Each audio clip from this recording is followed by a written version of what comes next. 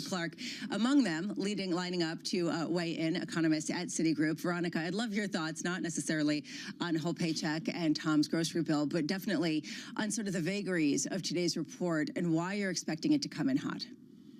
Yeah, we are now on the median. It's a 0.4, so we're right in the middle there, but it's a strong 0.4, so expecting a 0.44 month-on-month increase in core CPI.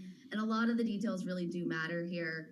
A lot of the inflation data, I think it gets a bit more nuanced now. We're really looking at those core non-shelter services in this report. So that's recreation services, education, communications, expecting those to still be pretty strong. You have been particularly vociferous, Veronica, over at Citi, you and Andrew Hollenhorst, about the stickiness of inflation, the need for this Federal Reserve to go further, of the market's sort of closed-eye approach to what the reality is, which is that rates are going to remain higher for longer. What gives you that conviction? What makes you think that in some ways you're going to be vindicated with today's data? Yeah, it really does just come down to the stickiness of core services inflation. And that's the inflation that's worrying for the Fed, because that's what's tied to very tight labor markets. And very low unemployment rate. Of course, we saw that on Friday, and strong wage growth. We saw that again on Friday too. If you don't see the labor market loosening, if you don't see wages slowing, there's really not a lot of reason to think that that underlying pace of inflation slows. That looks pretty consistently at around 5%. And I think that becomes more clear by the time of the June FOMC meeting. The Fed's latest forecasts look a bit too low for inflation, and they might have to raise those. Veronica, let's do the Chapel Hill math right now, and that is you've got X number of inflation data points and you establish a vector.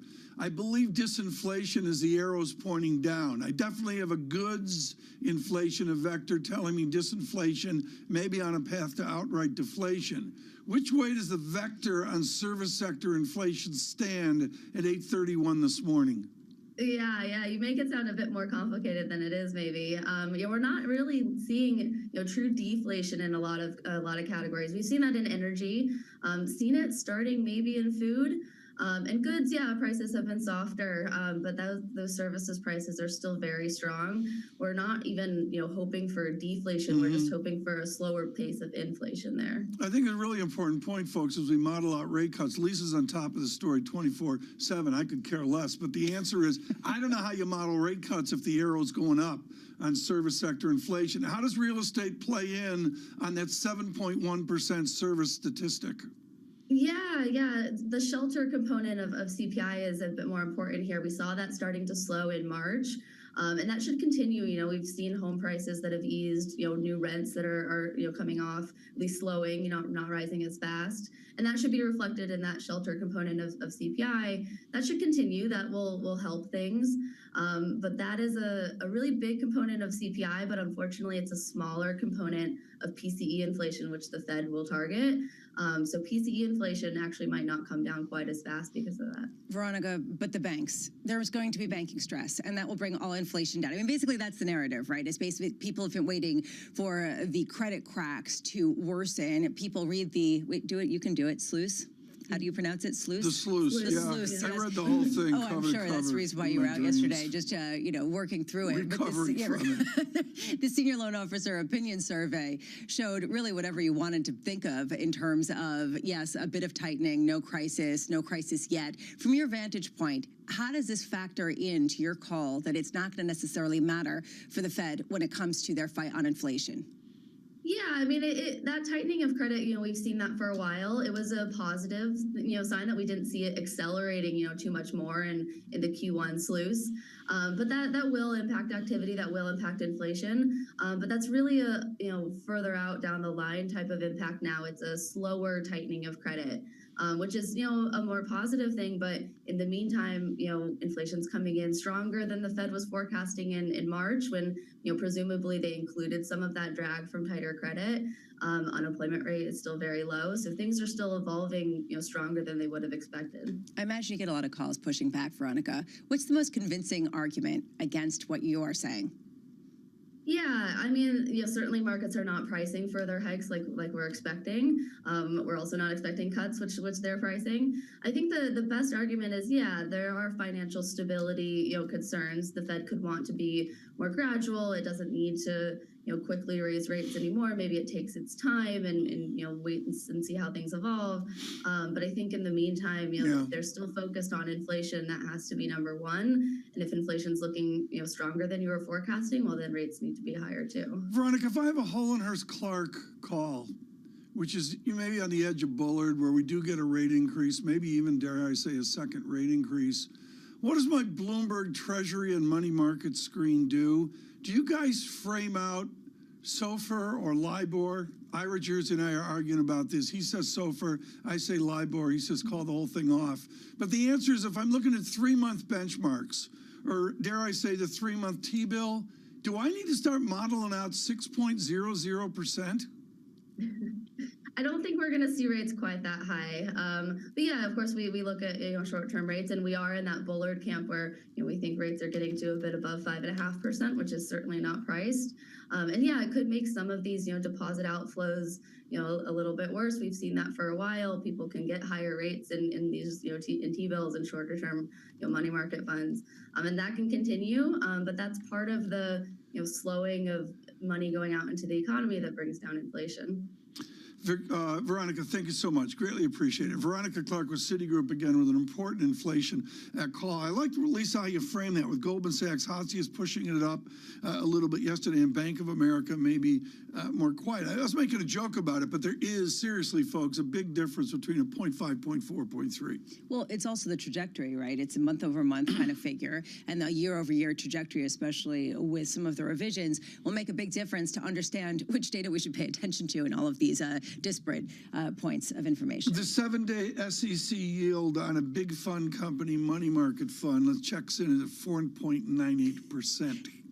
What does First Citizens do if it's a 5.48% yield after Veronica Clark beats it to death? So we just did get First Citizens first quarter data, which is a little bit muddy just simply because they did buy Silicon Valley Bank. And so there's all of these acquisitions. And yet what you are seeing here is just a huge beat across the board. For example, they see deposits for the full year being $132 to $137 billion. The estimate was $119 billion, so far above expectations. They see a full year net interest income of $6.2 billion to $6.5 billion. The estimate, $4.02 billion, basically $4 billion. So a significant beat. How much is this simply because of what they acquired from Silicon Valley Bank? And how much does this sort of point to the winners and the losers in this whole kind of morass that's in the regional banking space? On radio, we're showing the chart here right now where we get down to $5 per share agony, up to $8, and then up to $1,100, $1,200 on First Citizens. And what I would suggest is it's actually a technical breakout. You look at the trading envelopes and the other fancy Bloomberg technical stuff, and unlike a lot of these banks or the Keefe, Bruyette and Woods Index, this actually has a real pop to it. Well, it sort of reminds me of a story that came out yesterday that big banks are increasing their salaries substantially, increasing compensation for their bankers, for their workers quite significantly, and regional banks are having to cut workers and cut compensation. And there's a consolidation in the bigger firms. And I imagine that this is going to be happening in the regionals too. The bigger, more stable ones will be able to hire the bigger, better people who will be able to bring in the business, and you'll get that ongoing consolidation. I'm looking at the chart of JP Morgan here quickly. I'll just describe it to you folks because it's Wednesday. And the answer is it's very indeterminate, our theme for the day. It's right smack dab in the middle of the trading envelope where something like First Citizens entrepreneurial has a certain lift to it. But this isn't enough to have the all clear yet. That's what I find interesting. You don't necessarily see some sort of resurgence in the KBW index on the heels of a positive story. People are looking for the negative news. They want the crisis. They don't want the sense of relief. And that I find interesting. I mean, there is a bias here to look for the bad news and then see the good news and shrug it off and say, just wait. And I think that that's a notable trend. I expect that from a woman who, the New York Mets have lost 6 out of the last 7 games. So, I can understand the caution, the reticence. Okay, go ahead. Where were you yesterday? Let's talk about it. How amazing your team is. How it was so much fun. Go for it. The Red Sox, I enjoyed Boston yesterday, and thank you to the Boston Red Sox for really just very, it was actually very emotional. I was sort of shocked, going back to my youth. But the answer is all that matters is they're doing better than the dreaded New York Yankees. Really Lisa, nothing else matters. That's This all is that somewhere where I can get on matters. the same page with you on that one, just as a Met sufferer. So there you go. Headline: Bramo and Keene on the same page. It's just too much. It must be inflation Wednesday. Futures at -7. Stay with us for this important 8:30 report. This is Bloomberg Surveillance.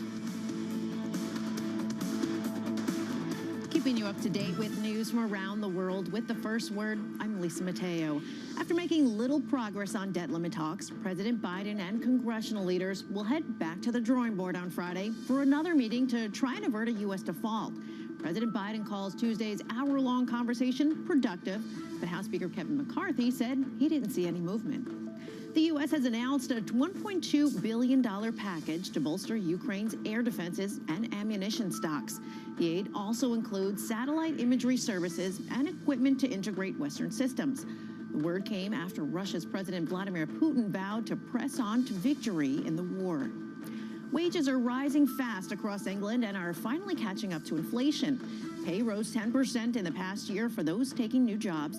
That's according to data posted to Reed Recruitment's platform. Figures point to a labor market that remains red hot. They cast double doubt on Prime Minister Rishi Sunak's vow to cut inflation in half this year. In China, Xi Jinping's latest crackdown is focused on experts hired by foreign hedge funds and CEOs. It's threatening the attempts of the government to lure foreign capital into an economy showing increasing signs of strain. On Tuesday, Chinese authorities targeted CapVision Pro, accusing the global expert network of leaking state secrets and being linked to foreign intelligence. And billionaire Steve Schwarzman has met with Florida Governor Ron DeSantis, but the meeting left him unconvinced of the Republicans' White House prospects. Bloomberg's learned that, for now, Schwarzman will hold off donating money to DeSantis. He's currently not supporting anyone in the Republican field. Global news powered by more than 2,700 journalists and analysts in over 120 countries. I'm Lisa Mateo, and this is Bloomberg.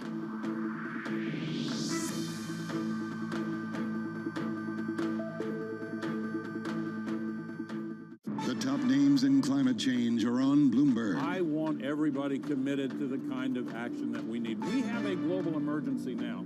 You know, we're still putting 162 million tons of man-made global warming pollution into the sky every day, using the sky as an open sewer.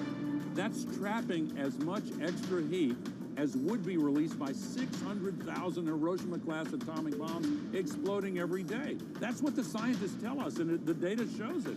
That's crazy. That's why we have a third of Pakistan underwater. That's why we have the historic heat wave in China. Nothing comparable to that ever. That's why the heat records are broken every year. And we're seeing an increase in the flows of climate refugees crossing international borders that are due to vastly expand unless we take action to solve the climate crisis. Nobody covers climate change like Bloomberg, your global business authority.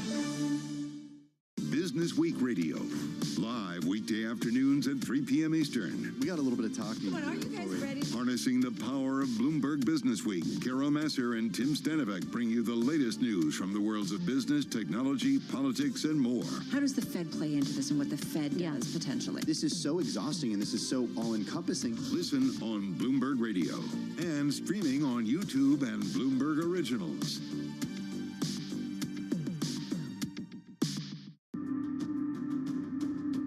Hi, I'm Francine Lacroix. Join me on Leaders with Lacroix as we explore what drives the most influential people on the planet. Leaders with Lacroix on Bloomberg Television, TV Go, and Bloomberg.com. Get your fixed income fix. Watch Bloomberg Real Yield every Friday at 1 p.m. Eastern, right here on Bloomberg, your global business authority.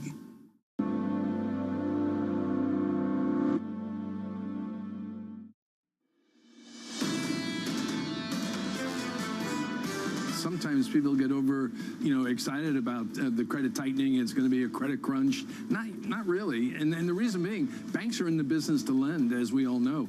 And now they risk adjust that lending, and they may charge more for loans today, but they're not packing up their bags and not lending. Gerard Cassidy's, what a great set we've had with the sell-side research here on this banking crisis with RBC Capital Markets. I keep wanting to say Tucker Anthony and R.L. Day, but that'll show my age, to say the least. Gerard Cassidy there on the banks this morning. Futures at -7, Dow futures at -52. Really waiting for an inflation report. Lisa, you know, we measure this, folks, by the red and green blinky of the screen.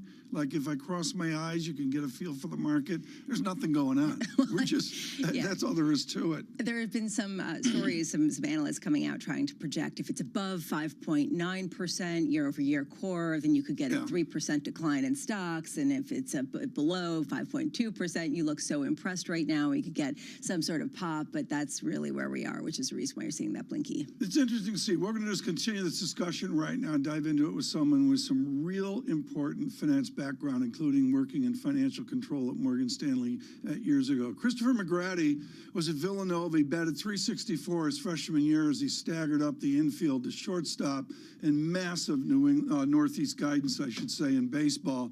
Brought it over to securities research, and he joins us now, head of U.S. Bank Research at KBW. Okay, these banks are the New York Yankees. They're in last place. Everything's going wrong.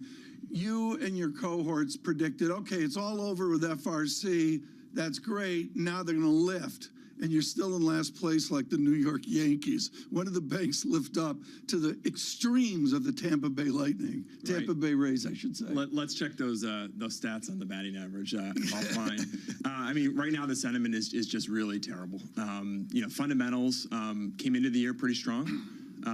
But we knew earnings had peaked. And really what we've seen over the last 3 or 4 months is that acceleration to the downside of earnings estimates, and that's shaken investor confidence. And you've seen these 3 large bank failures really just shake confidence of investors. The heart of Keefe, Bruyette & Woods, led by Thomas Schode, is just simple. You people have your ear to the banks like nobody else, with great credit to Sandler O'Neill, your arch competitors over the years. Great. What do these officers do to convey their exposure in commercial real estate? What does a CFO or a CEO do at 4,000 banks to say, hey, here's where we are in apartment buildings? Sure, the numbers, we just saw the first quarter numbers. Numbers look great. Credit numbers look very strong. Now, the commercial real estate cycle will take time to play off. Everyone's concerned about office exposure. But generally, this is an asset class that's fairly manageable on these banks' balance sheets, 3%, 4%, 5%. So yeah, there'll be losses, but the banks are coming in with a tremendous amount of pre-provision earnings power. So those losses will be offset. The banks will remain profitable. Dividends will be maintained. But certainly, this is another component of the bear thesis on the group. Well, just to build on that, there's a feeling that because of a portfolio of assets that they can't sell without locking in losses now, they're constrained in the amount that they can lend. It wasn't really borne out in the recent SLOOS, the Senior Loan Officer Opinion Survey, but anecdotally, do you hear that they are tightening much more significantly and frankly, just much less willing to lend than they were even 3 months ago? Yeah, they're being more selective, right? Interest rates have gone up dramatically, so the stress on there is stress on some of the borrowers. But regional banks are lending to their good customers. They're being more selective, right? The price of deposits has risen considerably over the last year, and the balance sheet liquidity situation is paramount. So they're being more selective, but they are lending. Loan growth has decelerated. It's gone from, call it 10% in 2021 to probably 3-4%. There's a downward bias to that. The Senior Loan Officer Survey, to your point, suggested that there's more deflationary pressures. But do you really get the sense that anything could break the bearish sentiment at a time when this is no longer a question of deposit security and now a question of profitability that just seems completely hampered for the foreseeable future? It's about confidence. Banking is about confidence, and right now the confidence is pretty low. The earnings estimates, we can deal with negative earnings revisions. We can deal with declining valuations, but right now we're talking about systemic risk, right? It's a very fragile system. There are some things that can be done. We can talk about the FDIC insurance coverage. We can talk about the Fed pause. Those will, I think, be important components to restoring confidence. But clearly, right now, it's pretty fragile. So right now, we're getting some reports. Reuters reporting that U.S. prosecutors are looking into short seller activity in bank shares. Mm-hmm. Do you blame this? I mean, short selling is an important part of efficient markets. We saw in 2008 they temporarily banned short selling. That created a squeeze in some stocks, but ultimately it didn't solve the problem. We need full, free-flowing markets. But certainly there's been some unusual activity in some of the options that have been trading some of my companies last week. But certainly that's something we're going to look at. I look at the technical damage, and I know you're not doing the technicals of the BKX index, and everyone watching this show, even internationally, sits on the Keefe, Bruyette & Woods index, is the benchmark. The damage is so great we have to all adjust our x-axis to recovery.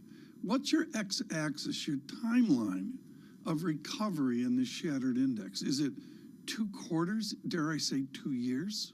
It's felt like a long time, but it's been 8 weeks, 9 weeks since SVB. Last week we thought was going to be that T0, where post First Republic, that was an orderly resolution. We thought that would be kind of a catalyst to get back to normalcy. That didn't happen. Didn't happen. And I think what we saw this morning, First Citizens had good earnings. We've seen idiosyncratic companies like New York Community, these companies that are helping to solve some of the problems. Investors are hanging on to those stories, but it's going to take time. Are you going to be out of a job in 5 years? How many banks do we go from 4,000 down to what? Yeah, I hope not. 5 years out. I mean, seriously, do we go down to 3,500 or do we go down to 35? I think it's somewhere in between. I mean, the math suggests you lose about 4% of the banks traditionally every year, so that's a couple hundred. Yeah. I would suggest that what's happened over the last 2 months is going to accelerate consolidation. Once you know what the rules are, and we're learning the rules from a regulatory perspective, that we need more banks, we need more regional banks to compete with the top 4. That should accelerate consolidation. But to your point, there are going to be fewer banks. The United States has the most banks in the entire world. What will it take for sentiment to go up? What will it take for you to recommend all in that you actually see this as a screaming buy? If we can get back to looking at these companies on fundamentals in the market, looking at fundamentals and not fear, that's the key to me. So I'm in Washington. I'm walking down a sidewalk. A guy stops me, love your show, blah, blah, blah. You had the guy on from KBW, and you're talking about Middlebury and D1 hockey. Have you explained to him or showed Middlebury needs D1 hockey like Villanova has D1 hockey? I mean, it's like a no-brainer, right? It seems like it's like un-American that Middlebury is in D1 hockey, right? That's right. Okay, there we go. You heard it from McGrady, Chris McGrady. Thank you so much for confirming that. He's with KBW in banking, and really thank our team for this terrific coverage you had from Ken Lyons and Ken Leon, I should say, and Gerard Cassidy and others. I mean, I agree. I thought there'd be a little bit of a recovery, and it was 4, 5, 6 days BKX. People are looking for a boogeyman. That is what we have seen pretty much consistently. They're expecting something to break, and they're saying regionals is a place that is going to happen. Is it work from home? It's just, you mean in terms of the boogeyman? Just in general, yeah. I mean, just, we're back to 49% in New York City, I guess, of back to the office, but that doesn't help commercial real estate, does it? You think that people are just sort of sitting at home and worrying and fretting? There are some of these monumental shifts in the economy that people can't get their hand around. And I think that with respect to regional banks, there is a question around profitability. There is a question about competitiveness with respect to getting deposits. It's just a ball of angst that's leading people without a sense of exactly what's under the hood, and frankly, a lack of confidence in regulators to really give a sense that they have a handle on I'll go with the confidence, but I would also go to scale, this dreaded word scale, in that if we say each and every bank, except for the big ones, is going to be a smaller institution, you have to spread your technology expense, your labor expense, all the other, fixed costs that you have across a smaller banking platform. And I think that's hard. Let's do a brief here on inflation here at 8:30 this morning. Lisa's been looking at core and non-core. And there's a bit of a difference here. You're focused on core inflation at 8:30, aren't you? Well, it increased month over month the prior month. So do we see that kind of increase as well at a time when a lot of people are saying services sector side is just continuing to chart some pretty hot gains, particularly led by the airline sector? You know what I'm going to look at? You're going to look at Red Sox tickets. No, real wages, 2 years. Negative real wage. It has been 2 full years, this inflation report, that we have seen inflation-adjusted negative weekly earnings. I find that just, I can't even frame that, how painful that is. This is the reason why inflation is the #1 fight for the Federal Reserve, because it affects people and essentially it takes less money, puts less money in people's pockets to get out there and actually live their lives. Part of what we're going to do at 8:30, it's in 90 minutes, we'll do that with Michael McKee. The VIX exactly 18.00, 2-year yield 4.05%. That's a nice adjustment there over the last number of days. 210 spread, the vanilla spread, 55 basis points, not doing much. The real yield, 1.26%. Stay with us. This is Bloomberg Surveillance. Bloomberg UK, your source for news and analysis. analysis covering the biggest challenges facing the UK government, economy, financial services and markets. Tax cuts should not be the priority. It's about a credible plan for growth over the next 2-3 years. In this post-Brexit world, how do you see actually servicing your clients? It was disruptive, and it's going to have implications to how capital raising works. Now we're having the perfect storm in the UK. Watch Francine Lacqua Thursdays at 9:30 a.m. only on Bloomberg, your global business authority. I'm going to name a couple of your babies. I don't know if I'm asking you to choose amongst your children, but some of the most recognizable buildings by you, of course, the Millennium Bridge, London City Hall, the Reichstag, and the Great Court British Museum. What was your favorite project to do? The Reichstag does stand out because, first of all, it's an energy manifesto. So it transformed something that was dependent on fossil fuels. It uses all the technology to produce something which is essentially carbon neutral. And as a public building, that's a statement. It's a symbol of a city. It's a symbol of a nation. It incorporates works of art. It's recycling an existing building, which, as I mentioned earlier, is the ultimate in sustainability. If you can give a new life to a building, it also creates public space at the roof level. It is the most visited parliament in the world, so it puts the public above the politicians who are answerable to them. And that, of course, was made possible by the politicians. So it's a demonstration of democracy in action. Welcome to the world of decentralized finance. You can see the massive gains for the OG crypto coin. The breakout we have all perhaps long awaited finally realized. We'll see if it sticks. Bloomberg's covering all things crypto, the people. There's no question this industry is composed of some bad actors and some good actors. The transactions. Volumes have surpassed $24 billion per day. And the technology. Stop talking about the technology. Start demonstrating the utility. Bloomberg Crypto, Tuesdays.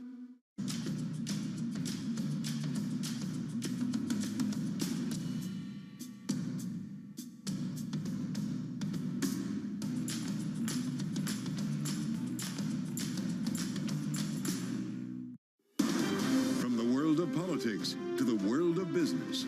Every weekday at 5 p.m. Eastern Time, hosts Anne-Marie Hordern and Joe Matthew alongside Kaylee Lines deliver news, insight, and analysis live from Bloomberg's Washington headquarters. Get the latest from and about politics' biggest power players at the end of every trading day. Balance of Power, every weekday at 5 p.m. Eastern Time, only on Bloomberg, your global business authority.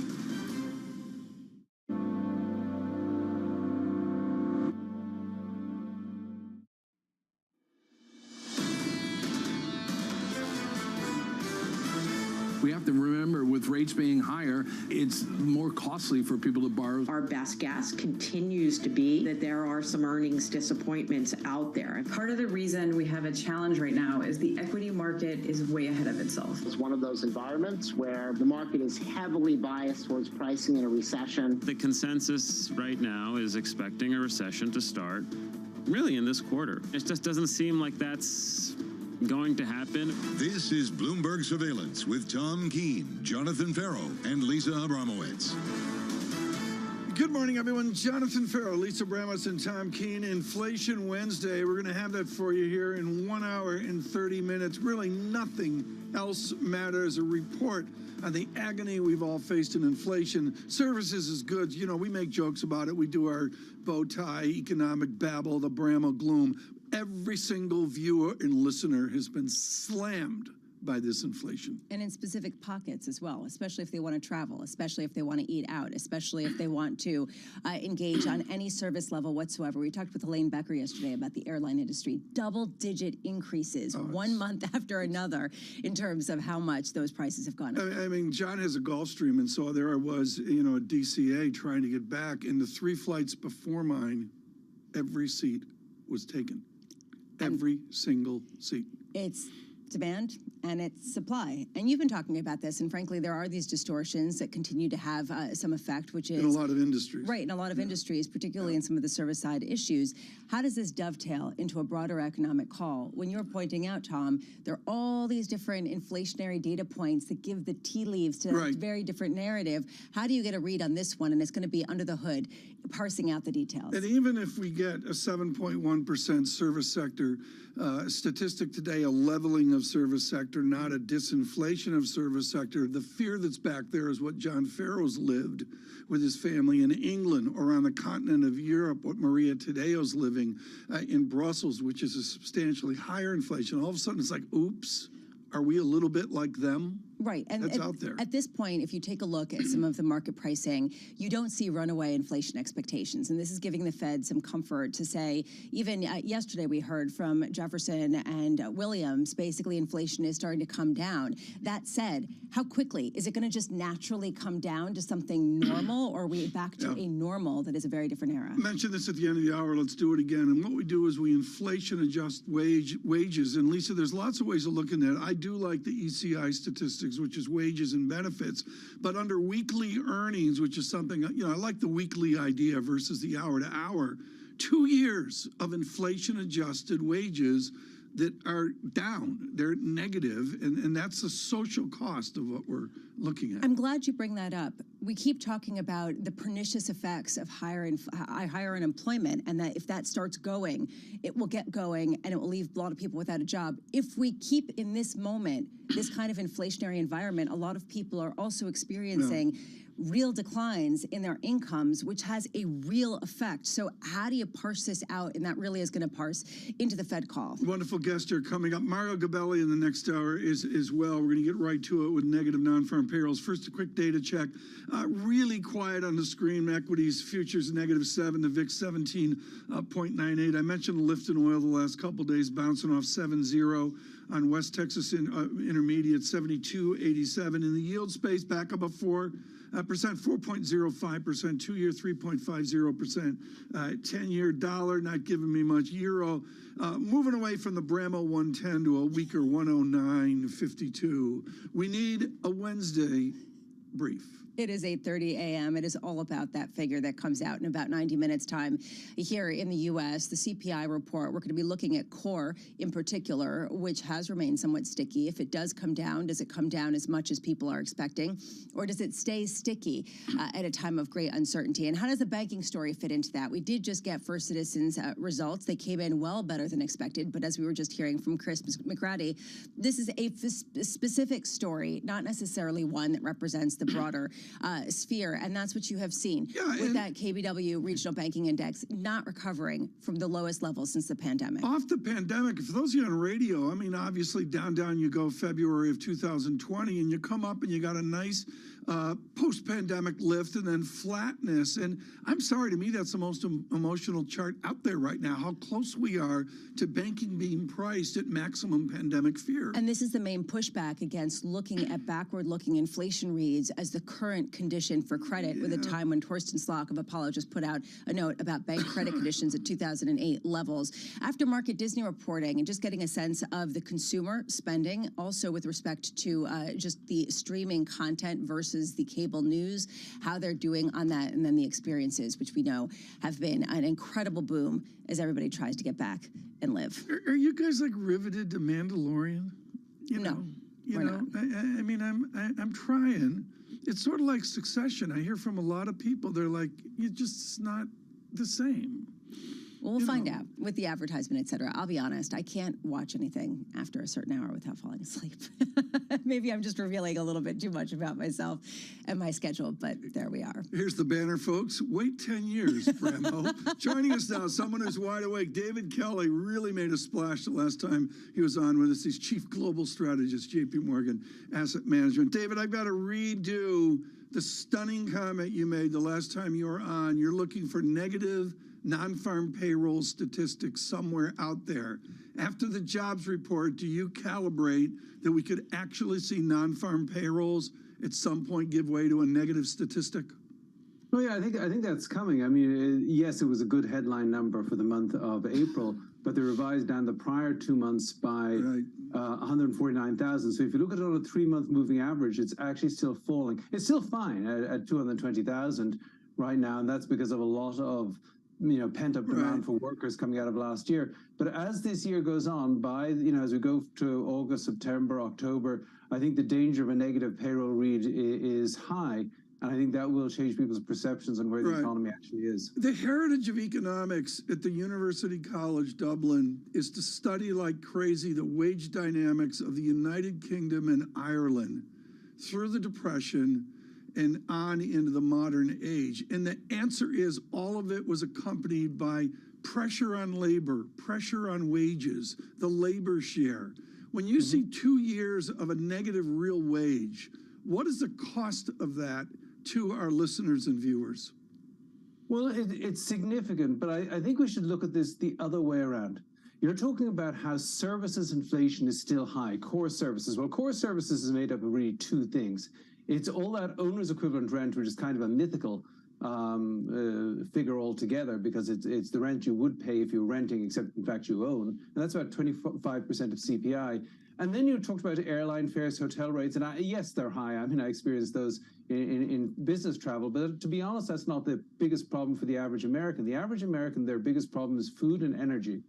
And of course, actual rents. Now, actual rents have stopped rising. Food and energy prices have stopped rising. They're high, but they've really stopped rising. So really what Americans in general need is a wage increase. So when I see the Federal Reserve all worried about, wage growth is too strong. No. You actually want wage growth to be a bit strong here to try and level the playing field a bit. So I don't think there's anything wrong with a little bit of wage growth here. What's really, what's unfortunate is that real wages are being pushed down because workers are actually pretty much on the defensive here. David Kelly channeling the senator from Massachusetts. I believe I just observed that. All things being equal, if people think that it's not necessarily the main driver of inflation, it should be a positive for the economy. But David, what would you have to see either in this report or elsewhere to change your view, which is right now what the market believes, that the Fed is going to turn around and cut rates because there is going to be this incredible disinflation? It would take a lot to change my view, because we look at all the little pieces of inflation. We have to forecast this number, and it's a bear to forecast it. So we look at all the little pieces, and what we see is this pressure coming off energy prices globally, food price inflation in pipeline. I think it looks like disinflation. We're not, and we've got all these worries about potential recession, which I think is keeping down inflation elsewhere. So I see the economy gradually normalizing here. And our numbers say, okay, so today it's going to be about 5% year over year, not much change from last month. But a year ago in May, inflation was 0.9. In June, it was 1.2%. And when you back those numbers out, that means that the CPI headline inflation rate will be below 4% by June. We're pretty confident. We think it's going to be about a 3.8, 3.7 by June, and then it'll sort of flatline, and then it'll come down all the way through 2024 as shelter goes the other way. So we're modeling all the pieces of this, and it would take a lot and it's really been tracking very close to our models, throughout the last year, even though it peaked at a very high number. So it would take a lot to convince us that we're on the wrong path here. The problem that I've faced, and please correct me if I'm wrong, when I feel like people don't have a sense and they're sort of throwing darts at a dartboard, because if you take a look at, for example, the Bloomberg U.S. Economic Surprise Index, it is at its highest level in more than a year. People have been getting wrong to the downside economic projections and have been surprised to the upside again and again and again.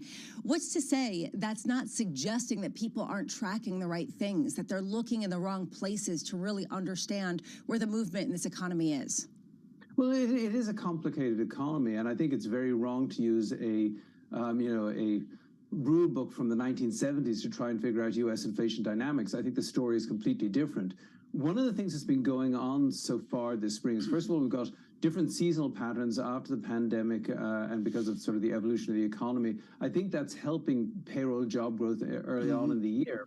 We also saw big cost of living adjustments because of the lagged effect of that. That's all having an effect. Right. We've also got pent-up demand for autos, and that's having an effect. So I agree with the notion that we were not in recession in the first quarter. We're probably not going to be in recession in the second quarter. But we see plenty of reason to see downward momentum in the economy as the year goes on. And particularly, we're seeing downward momentum in underlying inflation dynamics. David, I've literally got 20 seconds. On stagflation, you just don't buy it, do you? Stagflation is yesterday's story.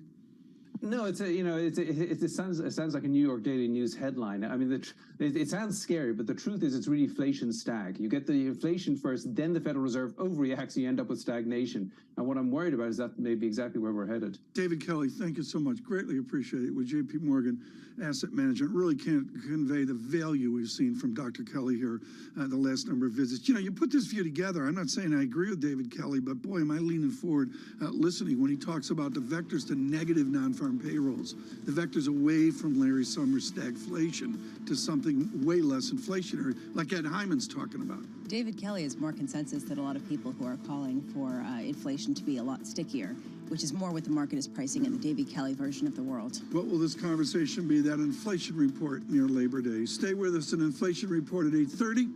This is Bloomberg Surveillance. Keeping you up to date with news from around the world with the first word, I'm Lisa Mateo. President Biden and congressional Republicans made little progress toward averting a first-ever U.S. default. They did agree on another meeting Friday, which will again include House Speaker Kevin McCarthy. The president said he viewed the meeting on raising the debt limit as productive. Bloomberg's learned New York Republican Congressman George Santos has been indicted on federal charges. He's been under investigation over possible campaign finance violations. Santos took office despite fabricating much of what he had claimed about his education and career. Former President Trump plans to appeal after a jury in New York found him liable for sexually assaulting a woman and then defaming her. It's the first verdict against him in a string of legal cases that threatened to erupt during the presidential campaign. The jury also ordered the former president to pay the woman, E. Jean Carroll, $5 million in damages. Jurors stopped short of finding him liable for rape. ECB President Christine Lagarde says the central bank's fight with inflation isn't over. In an interview with Japan's Nikkei newspaper, Lagarde said the ECB still has ground to cover. Most economists figure the ECB will raise its key interest rate twice more in June and July. Shares of Airbnb are falling. The vacation home rental company gave a cautious forecast for revenue in the second quarter. Airbnb suggested that rising prices and a murky economic outlook are starting to affect consumer appetite for trips. Global news powered by more than 2,700 journalists and analysts in over 120 countries. I'm Lisa Mateo, and this is Bloomberg.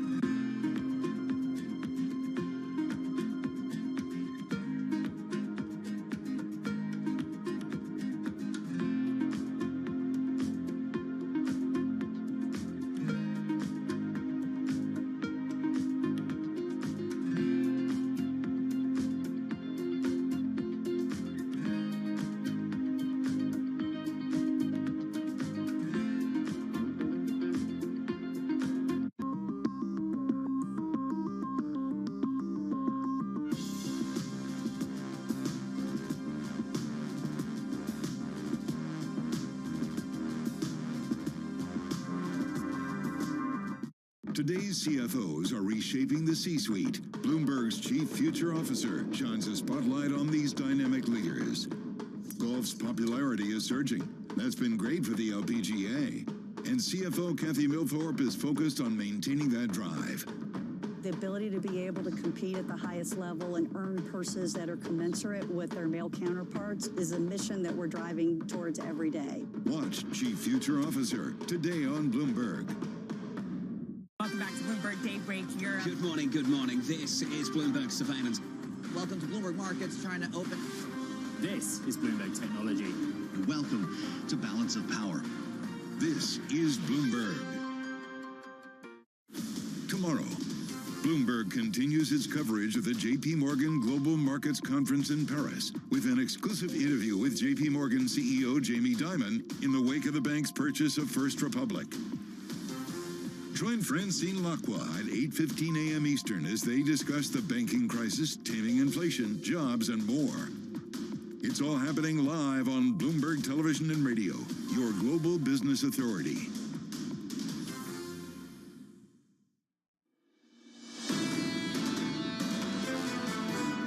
Everybody in this meeting reiterated the positions they were at. I didn't see any new movement. The President said the staff should get back together. We explicitly asked Speaker McCarthy, would he take default off the table? He refused. The United States is not going to default. It never has, and it never will. I have been considering the 14th Amendment, but the problem is it would have to be litigated. And in the meantime, without an extension, it would still end up in the same place. The great and worthy in Washington, an anticipated meeting of the President of the United States with legislatures yesterday over the debt and deficit of our nation. Pretty much on script. Lisa, do we agree on that? They just sort of pretty much went on script. Everybody knew that there was going to be very little progress told outward. Some people saying it's progress that they came up with another meeting. They're meeting. That's what we know. So what the value add is we can have another boring discussion on the debt and the deficit. As I said out on Twitter the other day, read Heilbronner and Bernstein from 40 years ago. They wrote the monograph on this of the linking of the capitalist system, and the debt was a constructive part of capitalism. But part of it, and over all of this, is maybe a morality on debt, which is a huge part of the national discussion or non-discussion. Romans, from the Bible, let no debt remain outstanding except the outstanding debt to love one another. Joining us now, French Hill of Arkansas. He is a Republican. Give me the morality here, Congressman Hill. It is a serious, serious issue no one's talking about. Is it immoral to have a debt and deficit in the United States? I think it's, well, first of all, good morning to both of you. I missed Bible study this morning, so that was a great top of the show reminder. And let me say that it is immoral to have a debt and a deficit that are not controlled, and that's what we have now. We're running a forecast of over $1.5 trillion deficits a year for the next 10 years in the president's budget. That's the part that's unsustainable. You could argue that's immoral because it's substantially larger than we've run in the past, and it doesn't show the kind of discipline we should have to go back to a balanced budget and not be adding to the debt indiscriminately. Congressman, there is a photograph of you and Bush the First in your youth, and that was back when we had commissions, I think of Greenspan and Social Security, that actually got something done. I'm still in disbelief that Simpson Bowles went down in flames. Why can't we be like any good democracy, get a commission to find an equal ground to do something about our debt and deficit? Well, Tom, you're right, and I do support that idea. I thought that was one of the more effective things in the first term of President Reagan when he was cutting taxes and rebuilding defense. He also put Social Security on a stable ground by the Greenspan Commission, which had an up or down vote on how to do that.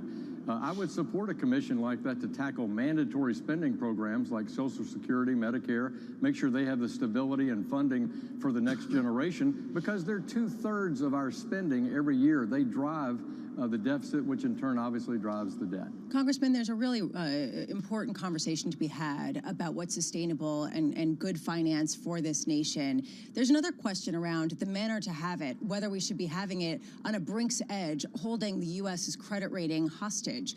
Is this really the appropriate way to be discussing this at a time when both parties have increased the deficit? Right.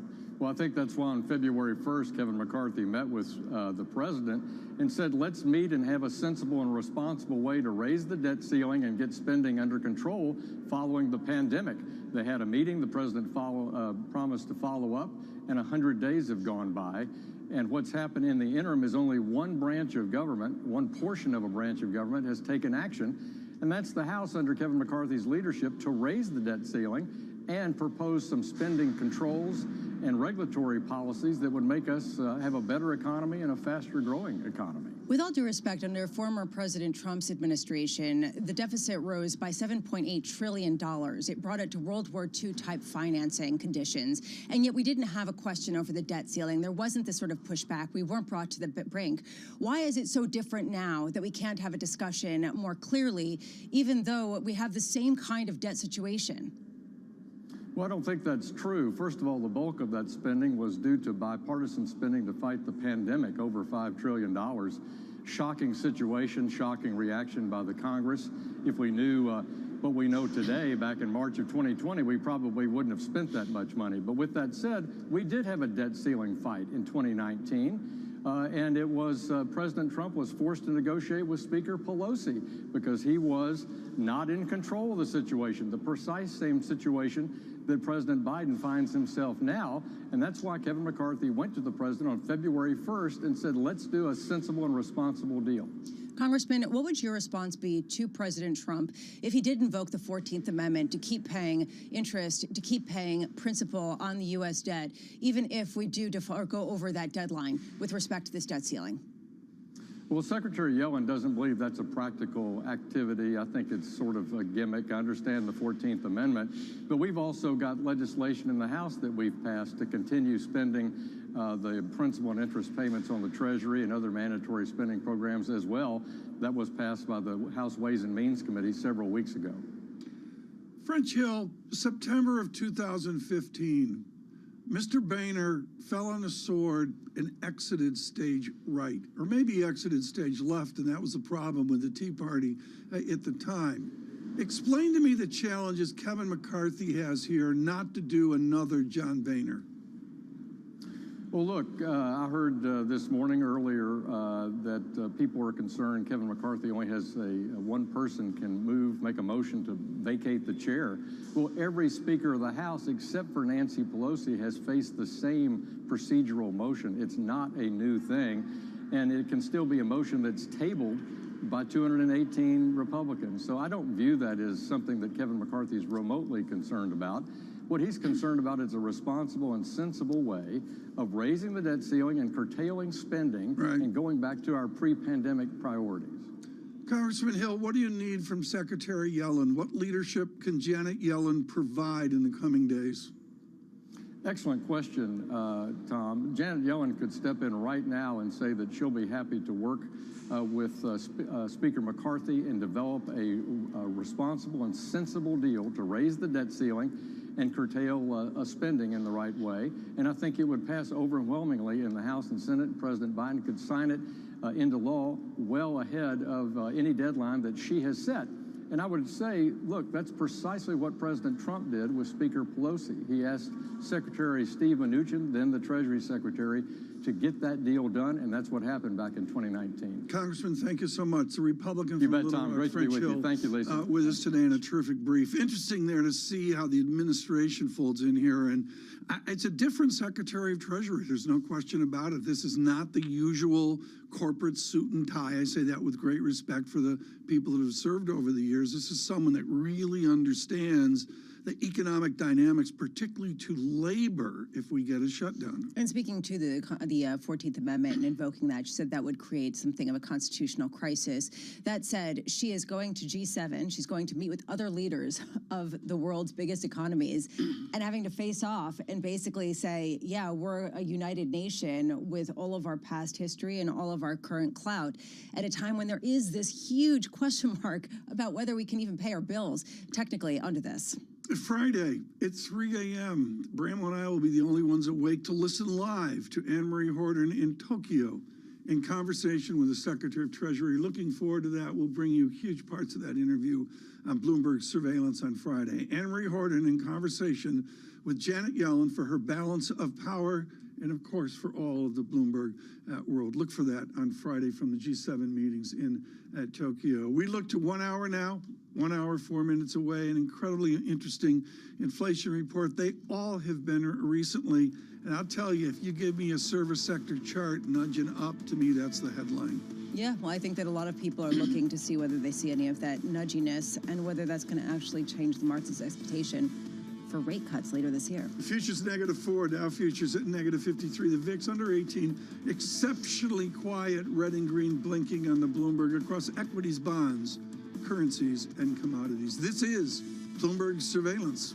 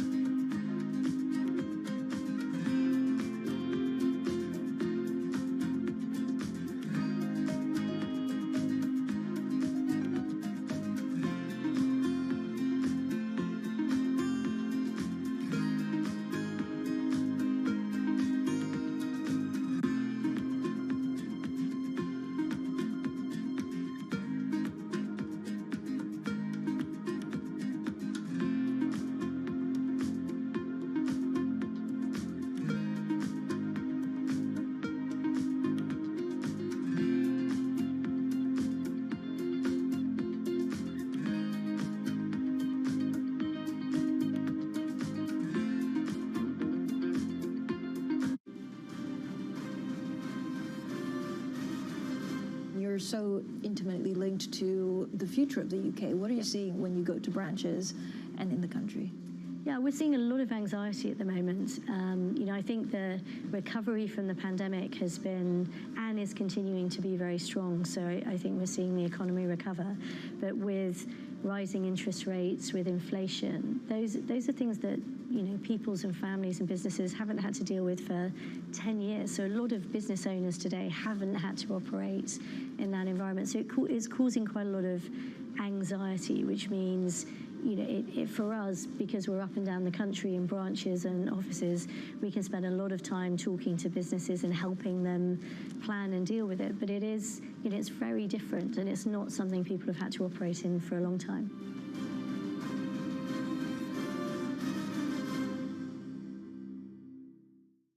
Our studios in New York and San Francisco, our expert hosts of the data and analysis about the companies you know and the startups to watch, plus the interviews you don't want to miss. Watch Caroline Hyde and Ed Ludlow on Bloomberg Technology, the only daily business show dedicated to tech, right in the middle of the trading action. 12 p.m. on the East Coast, 9 a.m. in the West, only on Bloomberg Television, your global business authority.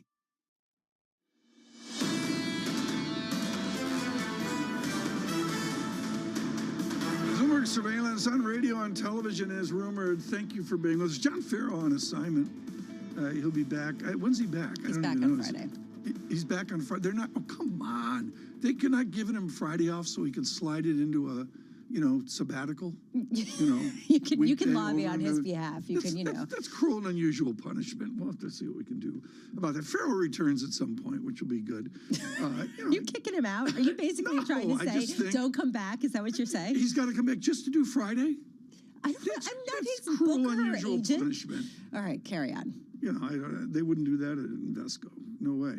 Anyways, futures -6, Dow futures -65. I'm looking at the 2-year yield, 4.04%. I got nothing to say as we're 1 hour away exactly from this inflation report as well. Saving us today is Lisa Abramowitz with market movers. Well, and this actually goes to the point that Bank of America pointed out, that people are actually going into specific stocks increasingly and moving away from indexes because they're giving you nothing, as you said, in terms of an edge or a sense of thing. It's a huge deal. We're not going to take a ton of time here, but that observation is maybe the observation of the year. Which is the reason why I love doing these movers every day, to take a look at what the underpinning stories are, because they're not necessarily industry stories all the time. Airbnb, a perfect example of that, shares lower by 14% after yesterday reporting earnings that disappointed, a sense that perhaps there was flagging appetite for going and traveling and staying in some of these Airbnb experiences. That said, Wynn beat expectations. So is this a willingness to travel thing, or is this a willingness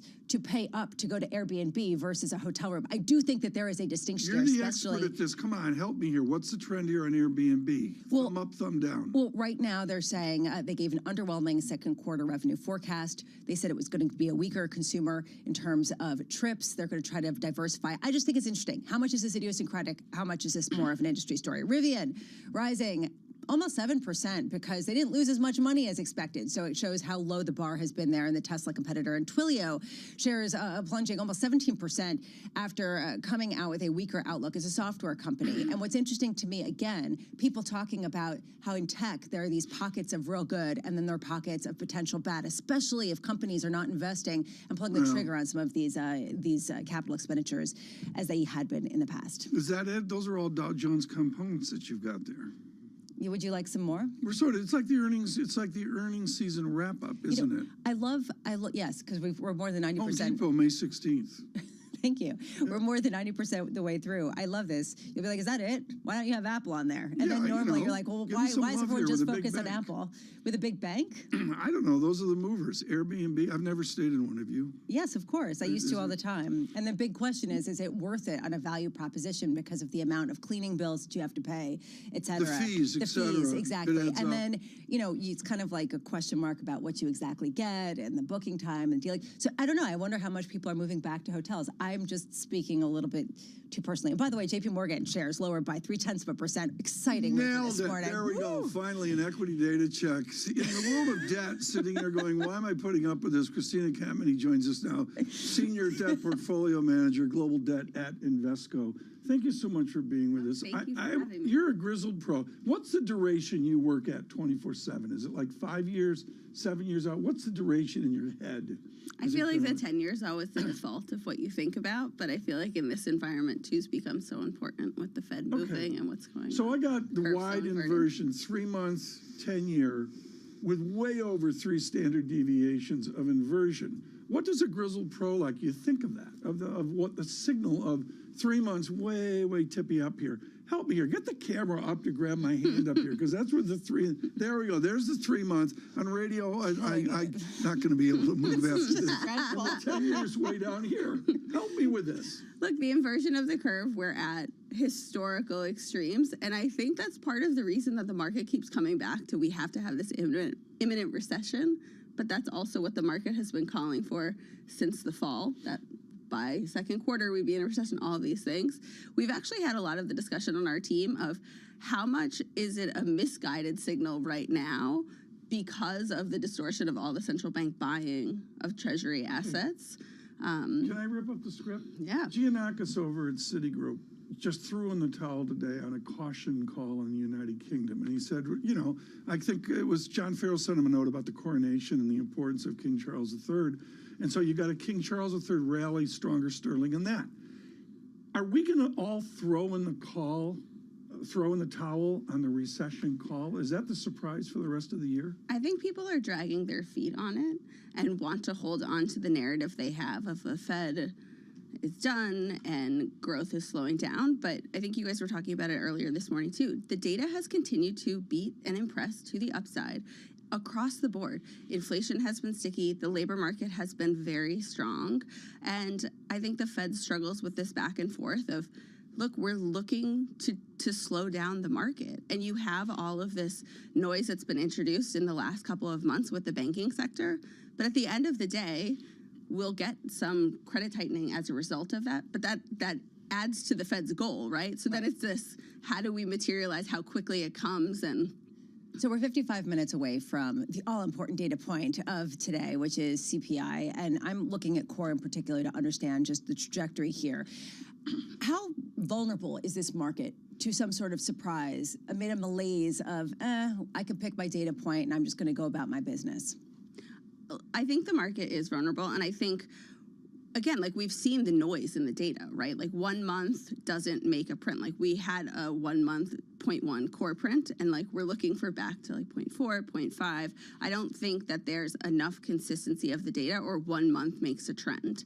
I think the market, both from in rates and in how you see treasuries respond, but also broader risk, is looking for weakness, and looking for weakness of risk on the banking sector, looking for the slowdown, the recession to materialize, justification for the Fed to stop right away. I'm not sure if we get it right away, but I think like that's the way that the market is skewed in terms of reaction. So I guess in terms of a catalyst for the next move, because that seems to be what people are waiting for, something to happen to actually make them have conviction one way or another. Where is the risk skewed? What is the bigger pain trade, that we end up with some sort of upside surprise or a downside surprise? I think the pain trade is that you have continued stronger data and an upside surprise, and that you actually have some stability from the banking sector and growth. Is credit the best place to be given the fact that you have credit spreads that could potentially tighten in that strength, even if there is some sort of sell-off in the benchmark rate? So when we look across the board and we kind of think of three levers of rates, credit, FX, credit I think is the least compelling to us across those. And certainly like when we look global, so FX on a global basis probably is the most compelling. But if you just think about credit in the US, credit valuations are on the rich side. I think mortgages look more interesting than credit, than IG certainly.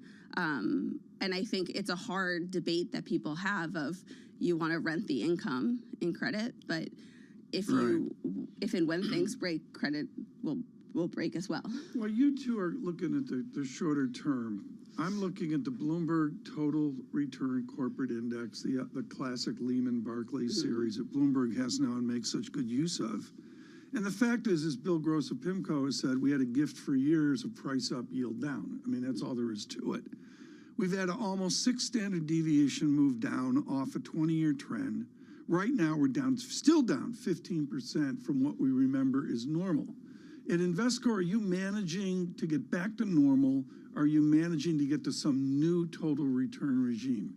I think it's a new normal. I think the environment has changed, right? Like we have a backdrop that central banks have massively inflated their balance sheets. They're looking to go the other way. I think we also have more policy volatility in the sense that all of these central banks have shifted to focusing only on concurrent data. At some point, they need to make the shift because they're waiting for these lags and it doesn't work. But I think it probably gives you more volatility of policy actions. And we haven't seen it, right? There's this big debate in the market, like, can the Fed pause and then hike again? Does that diminish their confidence? Yeah. But I think it means more volatility. And I think it's a different normal going forward. What kind of total return do you get if we get one view that's out there of inflation here in I think it's 40 minutes? If we get a view from 5% down to 3%, dare I say we get a 2.XX handle on core or headline CPI, I believe it's, help me here, out of Villanova, price up, yield down, right? Did I get that right? You did. Is the thing we're going to miss here is the recovery in the bond market? That we're all just being way too cautious? I think with the shift and what we're looking for from the inflation data, the market has given a lot of credence to the Fed in their credibility to bring inflation down. And even though we've continued to have inflation run where it is, you haven't really had market measures pricing it there. So on a kind of go-forward basis, I think the Fed doesn't need us to be at 2.0 in inflation. They're confident with this move down, but sitting at 4 and 5 doesn't get it there for us, right? Is this a fun market? There are days that it's fun. I think like 25 basis point swings in twos every day gets a little.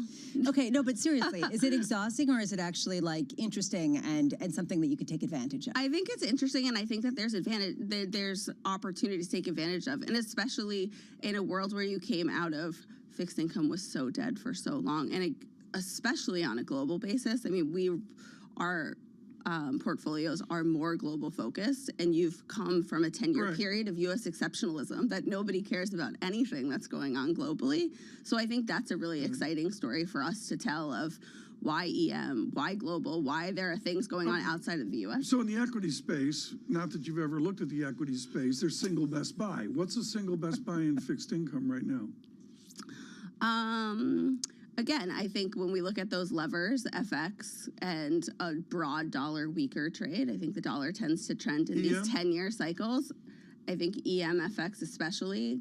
Can my Austrian 97-year piece ever come back? I bought it at 136. It's good convexity to own, I think. It's got convexity. It's good convexity in my portfolio. My 401k is very convex right now after loading the boat on the Austrian. Price down, yield up. Laura, Christina, thank you so much. Christina Kapmany with us with Invesco this morning. I love when she comes in because we just don't have these like thoughtful conversations about that's like, what's this spread doing? And, what's this, Brahma world? I love the idea, too, about the bet on a weaker dollar, because that seems to be a theme that we've had more broadly. And it kind of goes to this question of what's behind that. Is this loss of the U.S. exceptionalism? Dollar strength in the euro that Bramo's watching, 110 down to a 109.55 in 45 minutes, an inflation report. Vincent Reinhart at 8:30. Keeping you up to date with news from around the world with the first word, I'm Lisa Mateo. After making little progress on debt limit talks, President Biden and congressional leaders will head back to the drawing board on Friday for another meeting to try and avert a U.S. default. President Biden called Tuesday's hour-long conversation productive, but House Speaker Kevin McCarthy said he didn't see any movement. The U.S. has announced a $1.2 billion package to bolster Ukraine's air defense and ammunition stocks. The aid also includes satellite imagery services and equipment to integrate Western systems. The word came after Russia's President Vladimir Putin vowed to press on to victory in the war. Wages are rising fast across England and are finally catching up to inflation. Pay rose 10% in the past year for those taking new jobs. That's according to data posted on Reed Recruitment's platform. The figures point to a labor market that remains red hot. They cast doubt, though, on Prime Minister Rishi Sunak's vow to cut inflation in half this year. Electric vehicle maker Rivian reported a smaller than expected loss to start the year.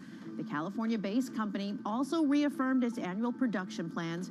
Rivian has been seen as a leading contender to break out of the pack of EV startups, but it's stumbled since going public in 2021 and has faced a number of challenges while trying to speed up production. And a dog named Buddy Holly was named Best in Show last night at the prestigious Westminster Kennel Club Dog Show in New York. Buddy Holly is a Petit Bessé Griffon Vendéen, or PBGV for short. He's the first to breed to win the top prize. Some 2,500 dogs competed at that show. Global news powered by more than 2,700 journalists and analysts in over 120 countries. I'm Lisa Mateo, and this is Bloomberg.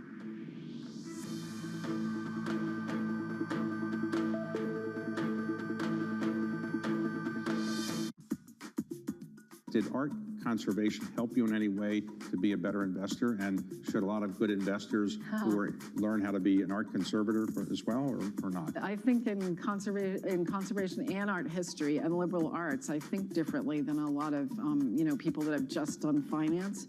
And also, I think I mentioned one of the things is to do conservation, you have to really do a lot of work, pre-work, before you actually do a treatment. And so a lot of that pre-work is very similar to what I do in due diligence for investments. Lots of testing, lots of thinking about what could go wrong, lots of research. When I was an art historian, that was in the old days before the internet, but you'd sit in the stacks and you'd pull one thing in a bibliography on this and you'd sort of like a mosaic theory, put all these things together. I feel like I do that in my due diligence.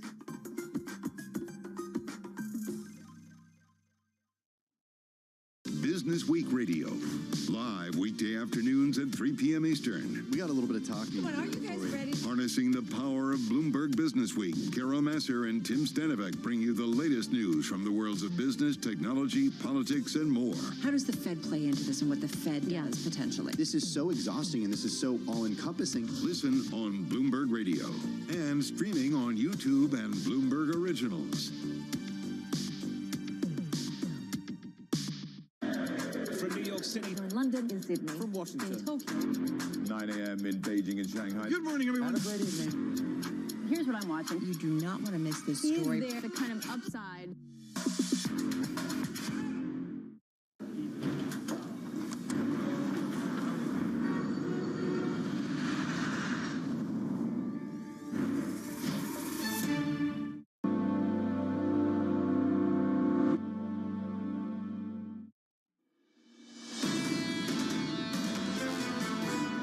Our thesis has been that, there are no companies that ultimately are immune from recession or significant economic slowing, and we don't think that this time ultimately will be different. Our best guess continues to be that there are some earnings disappointments out there.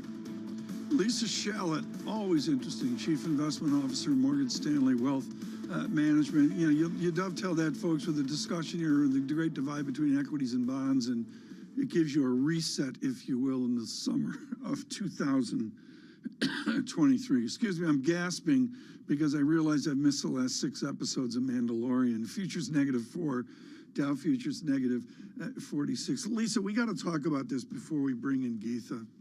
And it's just real simple. The last 10-year trailing, the Walt Disney and Company is 6.2% per year total return off of the ginormous success of Iger and the absolute collapse of this streaming. They're doing subpar single-digit work. They don't pay a dividend, 171,000 employees. And, he's got to be going into meetings going, we're not going to do Mickey Mouse. Let's go. What are we going to do? Well, and fix it? The difficulty is they've got such different businesses and levers that are pulling in different directions. You have the experiences that are doing really well. We all hear about that regularly. Yeah. If you know any Disney fans out there in Disney World, Disneyland. But there also is this question around, do they go with cable? What do they do with ESPN? How do they leverage their portfolio and address an older audience rather than, just a sort of younger subset? And this was sort of like the babysitter for a lot of people. Blue chip stock with $45 billion in long-term debt. It's a blue chip stock with 24% all-in debt. That doesn't sound like Apple or Amazon. Geetha Ranganathan joins us right now with Bloomberg Intelligence. Is this my father's, or for that matter, my youth's Disney? It seems like a changed company, Geetha. It definitely does, Tom. And you bring up a really important point. I mean, if you just look at Disney's performance over the past 2.5 years, it's down 45% versus the S&P, which is up like 13%. So obviously a lot has happened over the past few years. Majority of that is tied to the streaming losses or the lack of streaming profitability. So really, I think Bob Iger's main agenda item is to communicate to investors and to the street how he is going to be able to turn the ship around and how he is going to get streaming to be a profitable business. Christine McCarthy has been on the watch as CFO. What is she telling the guy who's Mr. Creative? Yeah, so I mean, Bob Iger's return here has really been about aligning the creative and the financial aspects of the company. And I think he's going to do a really good job of that. It's about building a robust content pipeline, but it's also about content costs rationalization. And they do have a $5.5 billion cost savings initiative that is right now underway. About $3 billion of that is content cost, $2.5 billion is non-content cost. So again, we're going to be really looking and listening hard to what they're saying in terms of profitability. Remember, this is a company that lost $4 billion last year on its streaming business. But the real investment case for Disney right now is the potential for fiscal 2025 earnings when we think they can actually turn the ship around and generate $2 billion in profits. And so, any color that Christine McCarthy or Bob Iger can offer today on the call, it's going to be all about that. What will drive that profitability? Is it going to be simply a streamlined and frankly much smaller staff? They're going through a lot of these job cuts, thousands and thousands of them right now. Or is it going to be some property, some investment in the content that you expect to deliver some results? Yeah, Lisa, that's a great question. I think it's a little bit of all of the above, if you will. So yes, the job cuts are going to help, but majority of their costs right now in that business is really content costs, is marketing costs, and they are kind of definitely reining all of that in. And then it's not just on the cost side, right? They are undertaking measures on the revenue side as well. So they have this new Disney Plus ad tier, which is definitely going to boost ARPU. And then remember, they had that 38% price increase that they implemented on Disney Plus just late last year. And if you kind of look at the Disney Plus ARPU versus, let's say, Netflix, I mean, it's a $6 ARPU versus $16 for Netflix. So do they have pricing power? Absolutely, I believe they do. This is a super fan product. This is a must-have product for any streaming fan, any Disney fan. So I think they have a lot more levers to pull in terms of increasing prices. So I think it's going to be a combination of all that, which is going to help to drive profits eventually. What about ESPN? Is that still on the table as far as some kind of spinoff? Yeah, so what is really interesting, Lisa, is that this time they're actually breaking out ESPN. For the first time in their history, they're breaking ESPN out into its own, division, if you will. I mean, that definitely clarifies, I think, a lot of the financials, a lot of the profitability metrics, because it's always kind of been obfuscated in that linear network business. Remember, this is, of course, this used to be the crown jewel, and it's kind of now become this big pain point for Disney. But it still generates $4 billion in operating, income, and that's nothing to be laughed at.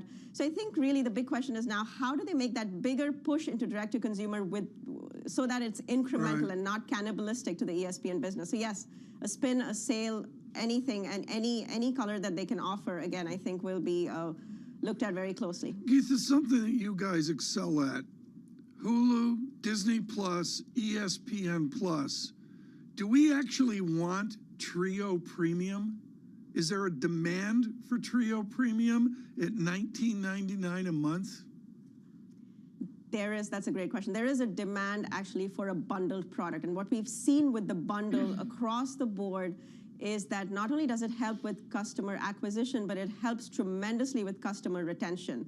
And so, for them, it's all about driving this bundle and kind of, getting that maximization of, engagement. Right. They are able to do that with the bundle. Where's the lines cross? How far out do the lines cross where Trio Premium takes over the business? Is that like a 3-year out glide path for Iger? Or is it, dare I say, 5 or even 10 years out?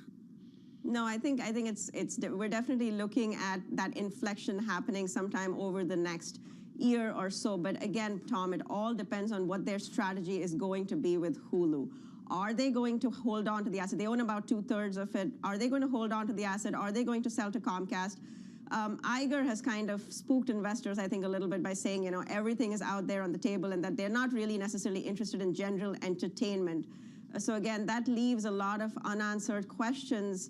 I think right now, top and center of everybody's mind is what is their strategy going to be with the Hulu asset? Geetha, what a brief. Thank you so much. Geetha Ranganathan, truly expert on this with Bloomberg Intelligence. Paul Sweeney, who I enjoy doing radio with, Paul and Geetha invented this. I mean, this whole idea of just follow the industry, forget pretty much about buy, hold, sell, and just follow the industry. Do you have Trio Premium or bundled stuff? I don't. I don't. No. I don't. I mean, I don't. I will say that what she was talking about in terms of pricing power, or that they have a product that people will be willing to pay for, is bearing some fruit, and we're seeing that increasingly in terms of people getting used to paying for content in a way that 5 years ago they weren't. New York Times actually just reported first quarter profit beating analysts' expectations, not because of advertising, because that actually declined, but what they saw was an increase in actual subscribers. People are getting used to this. Maybe it's just, Wordle that people want, or, the cooking I will section. agree. Yeah, we're getting used to it. I will go with that. But it just seems like with the bundles, we're bundling ourselves back to where if any of us had the courage to add up per month what we're spending on all this stuff, is that any different from my cable TV bill of this number of years ago? In some ways, it's more expensive, actually, if you take a look at how much you're bundling and what the full year cost is. That said, people are able to choose what they want. And I think that is the distinction. And so if people want to see something, they will pay for it, especially without advertising. And that is something increasingly that a lot of these companies are exploiting. But I do think there is a shift in psychology from where we were a couple of years ago when people were just like, don't make me pay for what I could get for free, or trying to get, find hacks around the internet. You did that, right? Where you try to like Google a phrase and then the cached version you could get for free, and then they turn that off. Our guests that we have coming up here, we're going to sell you right now, folks. So if you have to lean with us into the 8 o'clock hour with Mario Gabelli. He's the CIO of Gabelli Funds. Lisa, this is a guy who's seen 6 revolutions in media. He was back when Sarnoff was starting off the NBC and RCA and all that. And the basic idea here is Mario's a guy who's seen every technology come forward where, oops, you got to make a profit. And that's, oops, where we are right now with streaming. Especially at a time where there definitely is a shakeout and the pressure of inflation, and suddenly content isn't king. We're also about a half an hour away from that key CPI Wednesday. It doesn't feel like CPI Wednesday. People don't seem that focused on it. Because John's not here to cheerlead it forward. I mean, John would be all over this. Well, we're trying. Other people are like, you can kind of make of it what you want. I agree. There is some inflation analysis fatigue out there. It's like it's down. As David Kelly said, you know what? It's down from 9% to 5%. I don't hear anybody saying I feel better. No, and everyone's, and people are like, just wait for another month. What's 1 month? On radio, on television, why should you stay with us? Mario Gabelli, good morning. Every art institution I know of wants you to serve on their board, and you're very involved in the art world. What is it about art that attracts you? Well, art is essential in a democracy, David. Art is so important. We know what art does to young people. We know that exposure to art brings about higher levels of empathy. It helps people understand how other cultures, other people live. And it just brings out the kind of humanity in all of us. There are times when I have observed leaders use language that is inhumane while talking about other human beings, while talking about the world. And I think to myself, this person has clearly never engaged in beautiful poetry. They've never listened to the words of a great playwright. They've never sat and reflected on a beautiful painting or picture. Because if they had been really educated, had they really been exposed to the arts, they wouldn't find it possible to use this kind of language. Bloomberg UK, your source for news and analysis covering the biggest challenges facing the UK government, economy, financial services, and markets. Tax cuts should not be the priority. It's about a credible plan for growth over the next 2-3 years. In this post-Brexit world, how do you see actually servicing your clients? It was disruptive, and it's going to have implications to how capital raising works. Now we're having the perfect storm in the UK. Watch Francine Lacqua Thursdays at 9:30 a.m. only on Bloomberg, your global business authority. We had a long-standing presence here in Houston for the past, I would say, 20-some years, since the Compact merger. We bought a piece of land, we started building this building. And in doing so, we had to also recalibrate how we were building it because the pandemic hit us. And we thought about recreating a work environment that is very, very different, that is catered for this new structural way of working, which we call edge to office, where people don't always come to the office to work, can work remotely from their homes, their edges, but have to come back to the office for specific reasons, such as team meetings, customer meetings, and in general, collaboration. With regards to the hybrid work model, do you see that as something that will persist longer term when the pandemic is long gone? Yes, no question, this will persist.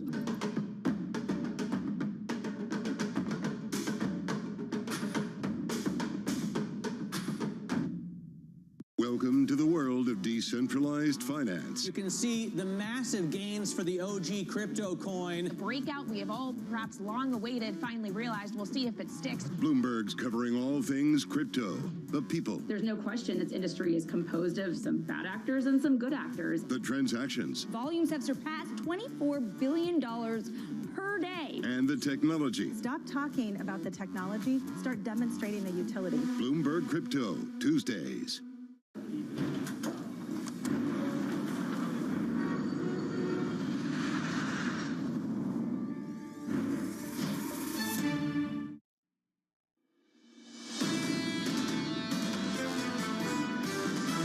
If there's an accidental default, you will see a drop in stock prices, a drop in yields, and a widening of credit spreads. We know the Fed's balance sheet has grown so dramatically. If inflation continues to go up, we need to watch the bond market because long-term cash flows dislike inflation a lot. There are no companies that ultimately are immune from recession or significant economic slowing. Companies have been preparing now for several quarters for a recession that hasn't yet arrived. This is Bloomberg Surveillance with Tom Keene, Jonathan Farrow, and Lisa Abramowitz. It is CPI Wednesday, 30 minutes away from that key inflation report in the world's largest economy. And does anyone care? Welcome back. This is Bloomberg Surveillance on Bloomberg Radio and Television. Tom Keene, Jonathan Farrow, Lisa Abramowitz. John is off today.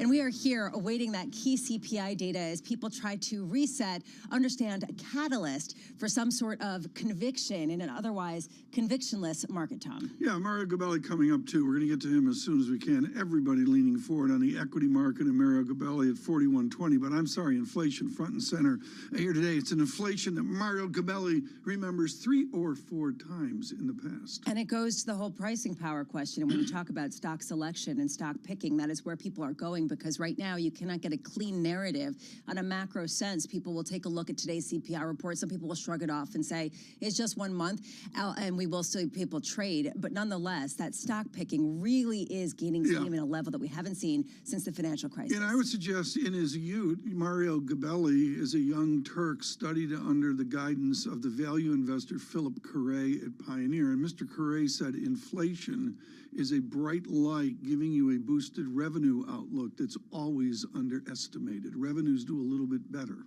A bright light that also sheds some information on who's the winner and who's the loser. And that, I think, will also be interesting to hear from him in terms of consolidation of market share at a time when you are seeing the bigger companies do better and the smaller companies do worse. A headline coming out right now, this from the New York Post, and it's migrating out on Twitter as well. And this has to do with a gentleman on Long Island who's in a bit of difficulty, to say the least. George Santos, congressman of New York, now, quote, is expected to turn himself in today to surrender to authorities. And the judicial process is happening in the Eastern District of New York. Yeah, he was indicted by U.S. attorneys yesterday. He is reportedly going to surrender. But the reason why it is interesting is also because of the small margin that Republicans have in the House, 5 seats, and he is one of them. Yeah. So there's a question, especially as we talk about the debt ceiling. Right now, in markets, we could see a little bit of softness here heading into, although honestly, are people doing anything right now? No, it's a little bit tough. No, they're not. Which is good, because if Gabelli's on, he wants the full attention of what's out there. And so if it's this boring and this much of a snooze fest, it's a perfect time to talk to Mario Gabelli. There we go. And that's the reason why people are looking at single stocks, because right now it's S&P futures 41.27 down, plunging 0.2%. That's where we're at. The Euro report with Bramo 109.47, slightly weaker. I should point out there's a football match in Milan today. I don't think that has anything to do with. It's like following Elon Musk on Twitter. We follow the surveillance Gulf Stream, and it's got something to do with triangulation and John Farrow as well. Subtle. He is the ultimate bottoms-up investor. Mario Gabelli cut his teeth on machinery, things, as Gartman says, fall on your foot and hurt you. He is a sell-side analyst who's had a claim with a broader portfolio over the years in entertainment and such. Mario, I've got to go to, I couldn't do it as a diehard Red Sox fan. I'm not going to go long the Atlanta Braves. But this is textbook Gabelli. It was 20-something. Now it's on the edge of 40. Explain why the Atlanta Braves are going to win the Gabelli World Series this year. I'm sorry about the Red Sox losing last night. The Braves are doing well. Independent of that, the pitch clock is having an impact on baseball by shortening it. We'll get the results over time. But in addition to that, you have other reasons for attendance. You have other reasons for revenues. There's about 62 million shares of BATRA and BATR, the lower voting stock. Our clients own a significant piece of the voting stock. And so as a result of that, we are obviously cheerleaders for the Atlanta Braves. And we think between Battery Park, that is the area in which the stadium is in, right, the value of the franchise, I think you're going to get, $45 to $55 a share somewhere in the next 12 months. Right. That's it. It's and if you don't want to own it because you got emotional dynamics such as life, that's your portfolio. But give it to everybody listening should get 100 shares for Mother's Day for someone that they like. Mario Gabelli on the Atlanta Braves putting me in the Gabelli It'll Double timeout share as well. There will be reports on Disney, Mario. I think of you and Gordon Crawford at Capital Guardian Trust as being people that have followed this entertainment idiocy. Were you surprised at the streaming nonprofit, and is Disney the mother of all Gabelli values? Well, you've got to look at the amount of money being spent on content by the companies. As an example, Disney will probably be 28 to 30 billion. Netflix is trying hard to get up to 13 or 14 or 15 billion. Paramount's higher than that. Then you have Apple trying to catch up. But Apple cumulatively, maybe for the last 5 years, has spent 13 billion. So they don't have any content. So where and how do you find, I Love Lucy and I Love Tom Keene and I Love Lisa?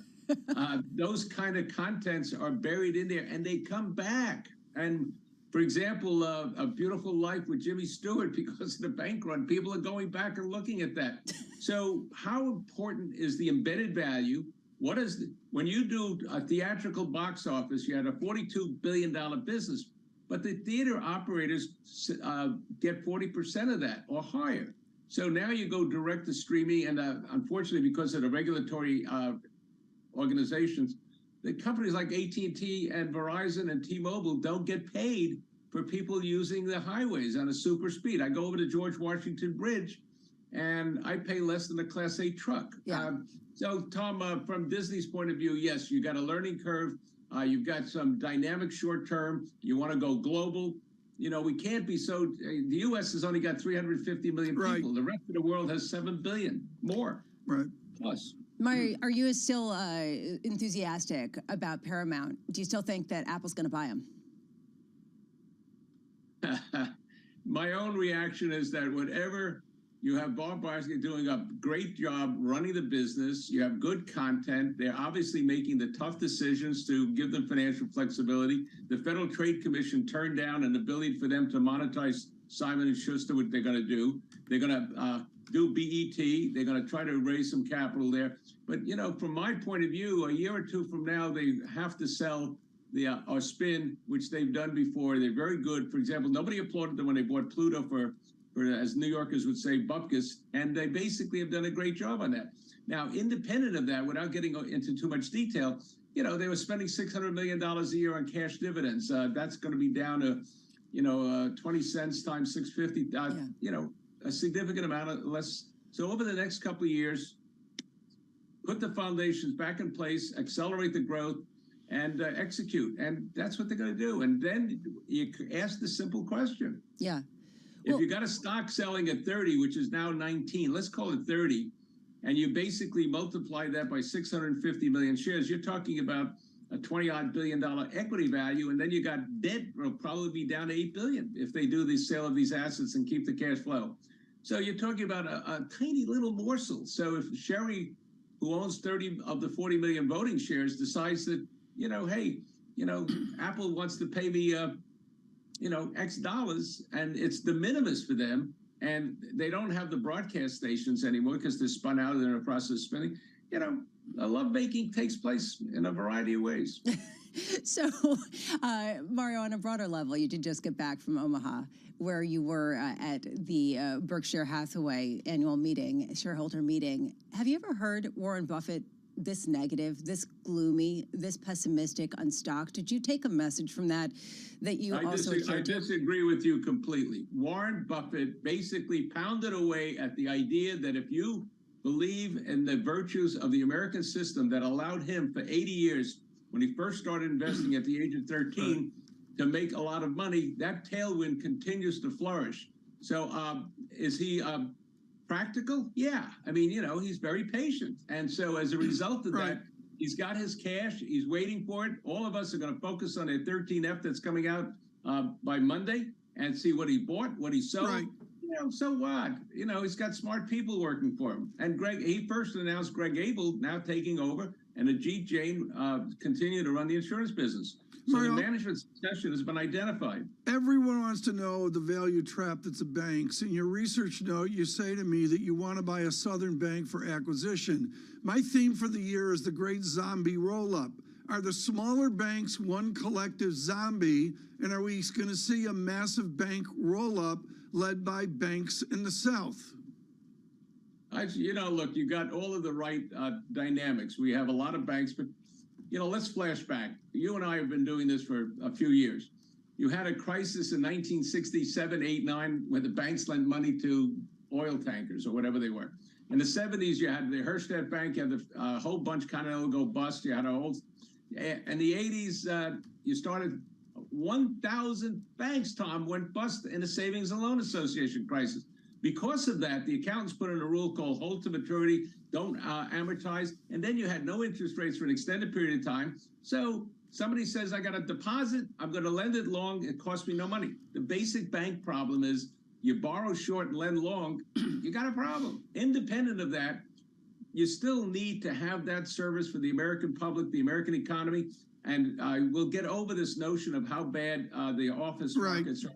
That's it. Mario, we got one Yankees fan. He's down in Florida, and this Yankees fan emails in and says, the breadth of the market is important. Broad-based rallies have the potential to continue, while narrowing rallies are prone to failure, quoting the great Bob Farrell of Merrill Lynch years ago. Have you ever seen anything as narrow as what we see with Apple Computer and 4 other stocks, and what do we do about it? Well, you got a lot of dynamics. If I was growing up, Tom, playing World of Warcraft, and I'm now playing Diablo 4 on my machines, I am very quick. I learn. I want instant results. I want to play momentum. Clearly, and then I get on Robinhood, and then you get quants, Momo, algos, and AI all coming together to do trading. The markets are the markets, okay? The values are the values. Over the next, right now, for example, even if GDP is down 2% real, and inflation's 5%, you're going to get nominal revenues growing at 3%. And that's a large basket for what you talked about before on your show. Of companies having gross margins, SG&A, they're learning how to deal manufacturing, reshoring to the United States. Kaizen is out. That is the just-in-time inventory. Now you bring it closer, and you get more efficient, and you do AI, and you start doing a lot of automation, and you pray for immigration, because that's where the long-term growth of this country is coming from. Mario, we've talked about how we are seeing an increasing number of people go back to stock picking from just simply indexing. Do you notice that in the day-to-day? Do you notice more people interested in the trade that you've always practiced and you continue doing so? No, but go back one giant step. I come from a culture where we had Graham Dodd, Roger Murray, Bruce Greenwald, and now Tala Santos teaching value investing. How do you do research? What is the value of an enterprise? Who is going to buy it? What would private equity pay? What is the capital structure that they can tolerate? What is the tax structure? How good is it? Then you cut through all the crap. Right. How good is the business? How good is the management? Right. And the values that you're buying them at, are they well below what you think the intrinsic value is? And therefore, that discount, will go up and down. Over time, you're going to do okay. I think that the market, Tom, in 45 years will be 1 million on a Dow. So, that's 7-8% returns. Mario, you're showing your cards here. You're showing your Morningside Heights cards here. And the bottom line is Columbia Business School, and you mentioned Grab, Dodd, and Coddle, and a guy named Buffet went there years ago as well. Do the young Turks of Columbia Business School believe in the traditional Warren Buffett securities analysis? There's a lot of cultures that come in quotes, in the financial area. You want to integrate analytics. Tom, if you and I were around 200 years ago, what we would be talking about today on this show was that the Rothschilds got a pigeon to tell them who won the battle at Waterloo, and that they went down and did something on the stock market. We can talk about that another time. Then you used to go to have Warren Buffett go down in Washington, D.C. to microfiche data, or Graham. I did it at the New York Stock Exchange.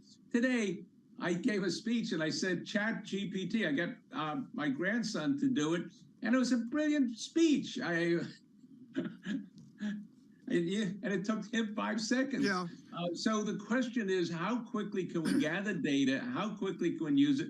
But then when you got to be some practical judgment has to go in the mix. Murray, one more question. Speak to the people out there that want to be in the market, but they're scared stiff. How do you play? How do you participate? Well, first of all, you got to do what Buffett says, which is patience, long term. Don't worry about the short term dynamics. If I own a farm out in Iowa or in the Bronx, my farm in the Bronx, I'm not going to wake up every day and figure out what the prices are. I'm going to look at it and say, what are my cash flows, or what are my predictability, and what can I harvest it? Same thing with good businesses. If you buy a good bunch of business, and whether I have like the Tegna, Taxtron, Trayton, Televisa, my T's, we can talk about these things. The stocks will go down, they'll go up. But, 5 years from now, I'm going to make it 10, 12% CAGRs. This has been brilliant. Mario Gabelli, thank you so much for particularly there on banks in the South as well. What did you learn there, Lisa? That was a tour for us. Well, just the difficulty in really doing the discipline that he was talking about. Doing the work. And That's understanding Mario Gabelli 101, yeah. how to do that research. I do think that some of the edge that people are looking at is investigative journalism in a way, is to dig into some of these companies, the streamlines, to understand exactly the dynamics that perhaps other people might be missing. I mean, it's going to be interesting to see, and as he talks there about making, the discipline of 7-8% per year in equities, and a lot of people have a long-term time frame of maybe Friday when Farrell comes back, or maybe Wednesday of next week is really long-term. Well, and in the meantime, what we do have, we are about, 13 minutes away from the CPI report. And just giving you a sense, we are expecting 5% year-over-year CPI. That's the headline figure. We are expecting with core, and I keep going back to this because perhaps it strips out the more volatile energy and food sectors, 5.5% down from 5.6% in the prior month on a year-over-year basis. Do we see this come in hotter than expected? That a lot of people are saying, just to game it out, a lot of people in the market are saying that could be a pretty significant catalyst at a time when people have discounted inflation coming back up and said, okay, we're already in this disinflationary kind of realm. And as David Kelly said, it's a lagging indicator, and he's already framing out 3% or even sub 3% inflation. I think Ed Hyman of Evercore ISI and others got there. David Rosenberg got there very, very quickly, and that's out there. Forget about it. In Washington, all they're hearing about, even off of a gallon of gas maybe being a little bit better, and even with real estate and the reports, rents are coming in around the country, not in New York City.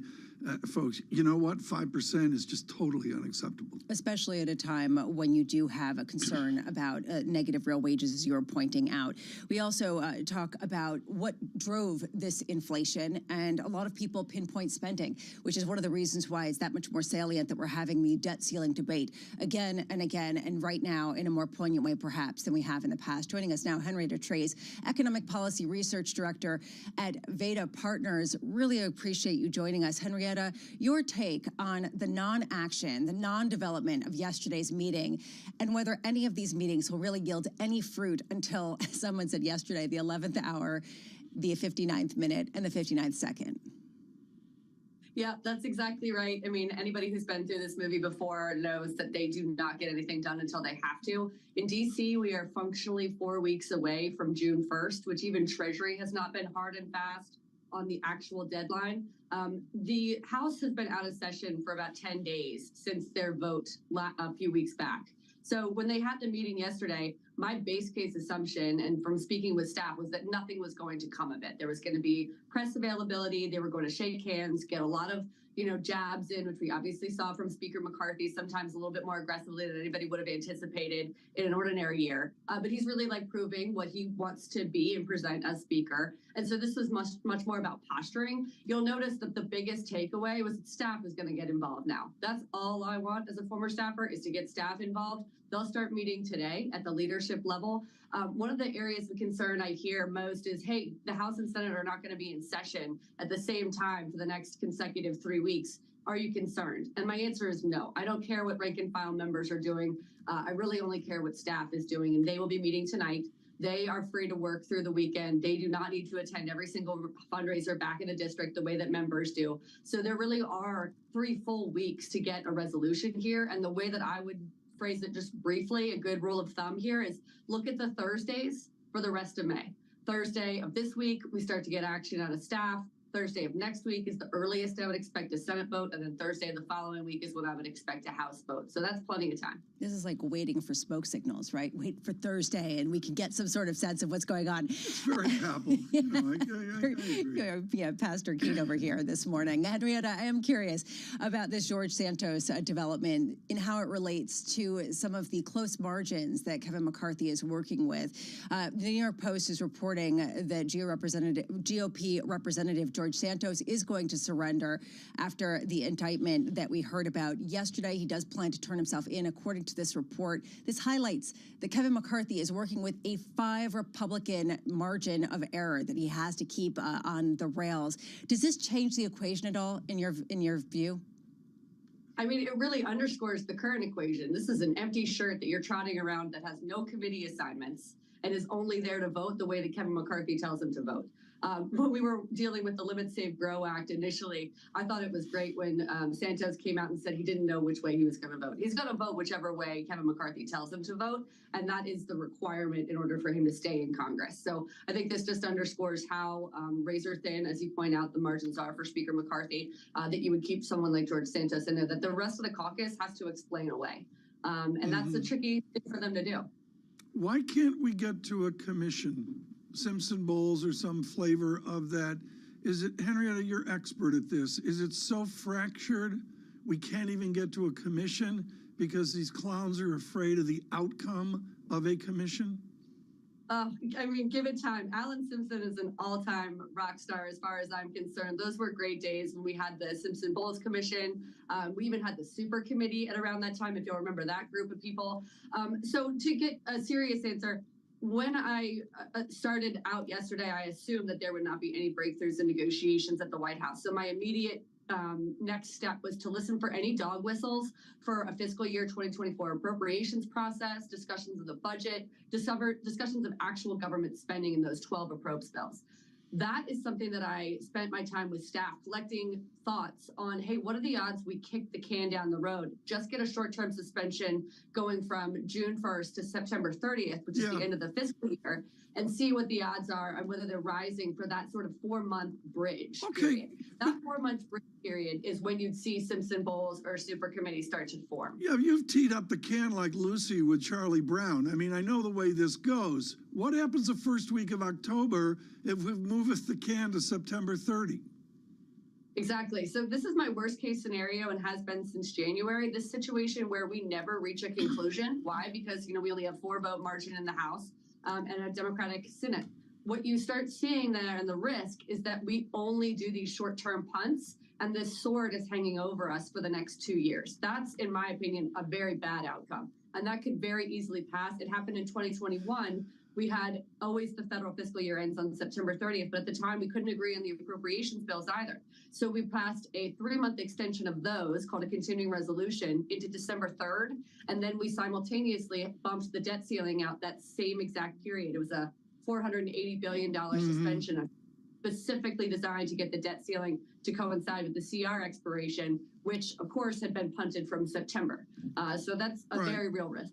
Yeah, Henrietta Trace, thank you so much. She is chairman of the Alan Simpson fan club in Washington with Veda Partners as well. With Senator Simpson, every time you interview him, it's a risk because you have no idea what Alan Simpson is going to say. Sometimes you have no like idea this what's show, going to. He's wonderful. I mean, it's really a throwback to a different time and place where these people weren't, managed and choreographed, and that's part of speaking with Congressman Hill of Arkansas. He's removed from the modern choreography of the politicians. Well, the curiosity for me today is what the choreography of the inflation report's going to be in terms of both how we get the numbers, what the response will be in markets, and then what the political response will be, given the fact that this is a visceral type of number that you spoke about, with the real wages being deeply negative for another year. This really coming at a time when a lot of people think that the balance of risk seems to be more heavily weighted on cutting too much, even though the inflation is still perhaps a little bit higher. The Bloomberg surveillance cliche is to look at headline, look at core, and then we go beneath the headline numbers. And quite frankly, Lisa, inflation more than the jobs report is going beneath the headline numbers. And what I'm really looking forward to talking to Mike McKee about, not only at 8:32 when he's buried, but 3 hours on, or frankly 3 days on, is the dynamics Mike McKee sees in real estate within the service sector component. On real estate, on autos, I mean, the specific subsectors, you see all of these analyses about how auto prices really have been whipsawed and how they went back up in used car prices and then they came back down, and how much this might really underpin a lot of the CPI movements. But yes, people are getting granular at a time where there's such noise. I mean, this is such an uncertain moment to really gauge out some of these basic metrics. And we heard that earlier this morning as well from people saying you can pick your spot. Headline inflation, core inflation, Cleveland inflation, Dallas inflation. They're all out there. I think there's Upper West Side inflation too. That's a special one. That's a special one as well. We're going to have this for you here in 4 minutes. Please stay with us. Always moving the markets in perspective from Andrew Hollenhorst in the next hour. This is Bloomberg. Stay with us.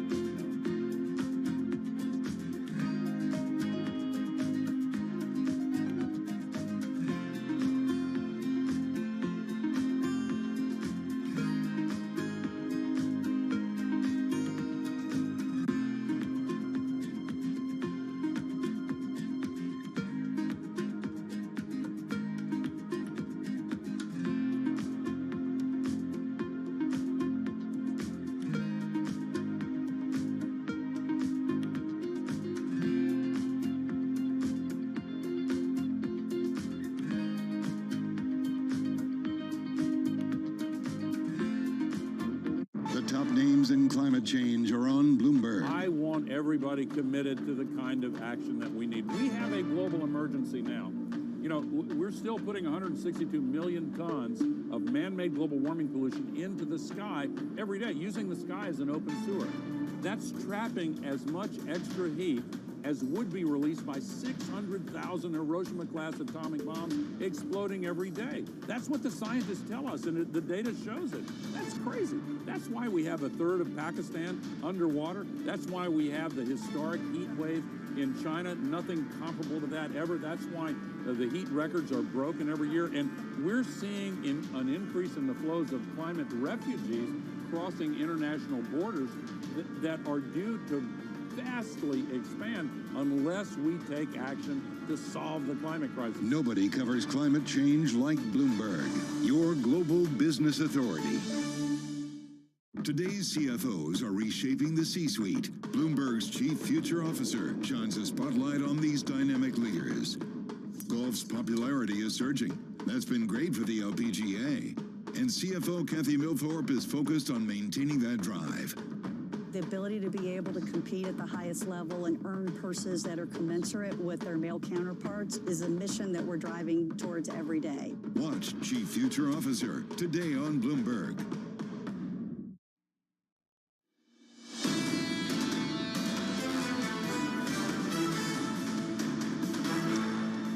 Inflation in America, it has been the story of the Biden stimulus, the pandemic. It has killed everyone. There's no other way to put it. 22 years, rather, of negative wage growth.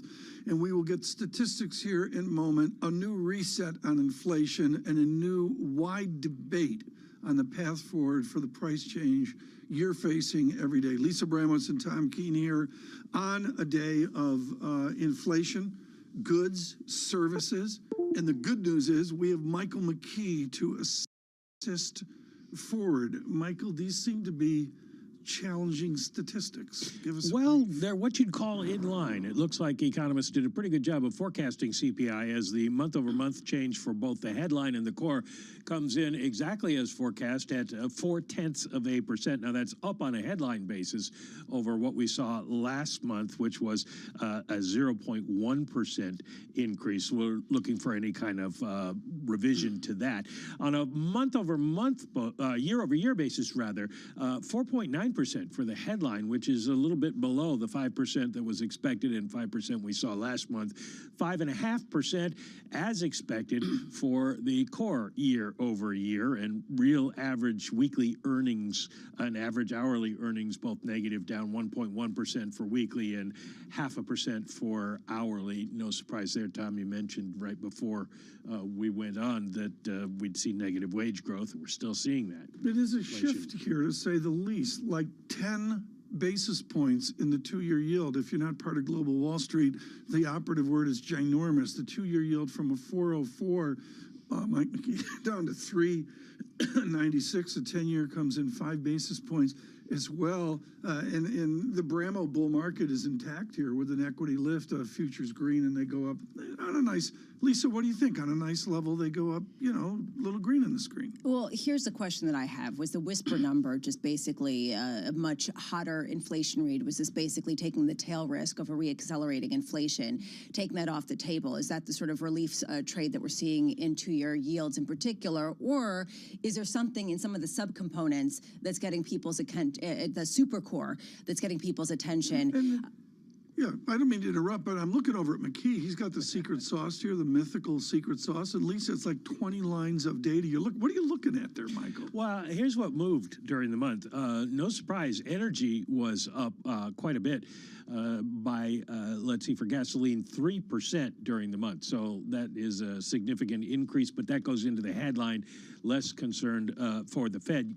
Natural gas, significant decline there, down 4.9%. People have been looking at that as something of an energy relief. And then the cars, used cars up 4.4%. They were down 0.9 last month, and they had been down for about 6 months before that. So 9 months, I think, is the total. So anyway, a big rebound in used cars helping push things up, and apparel up 0.3 on the month. Medical care commodities up 0.5%. So a lot of these were forecast by economists going into this, and it looks like CPI is coming in pretty much as expected.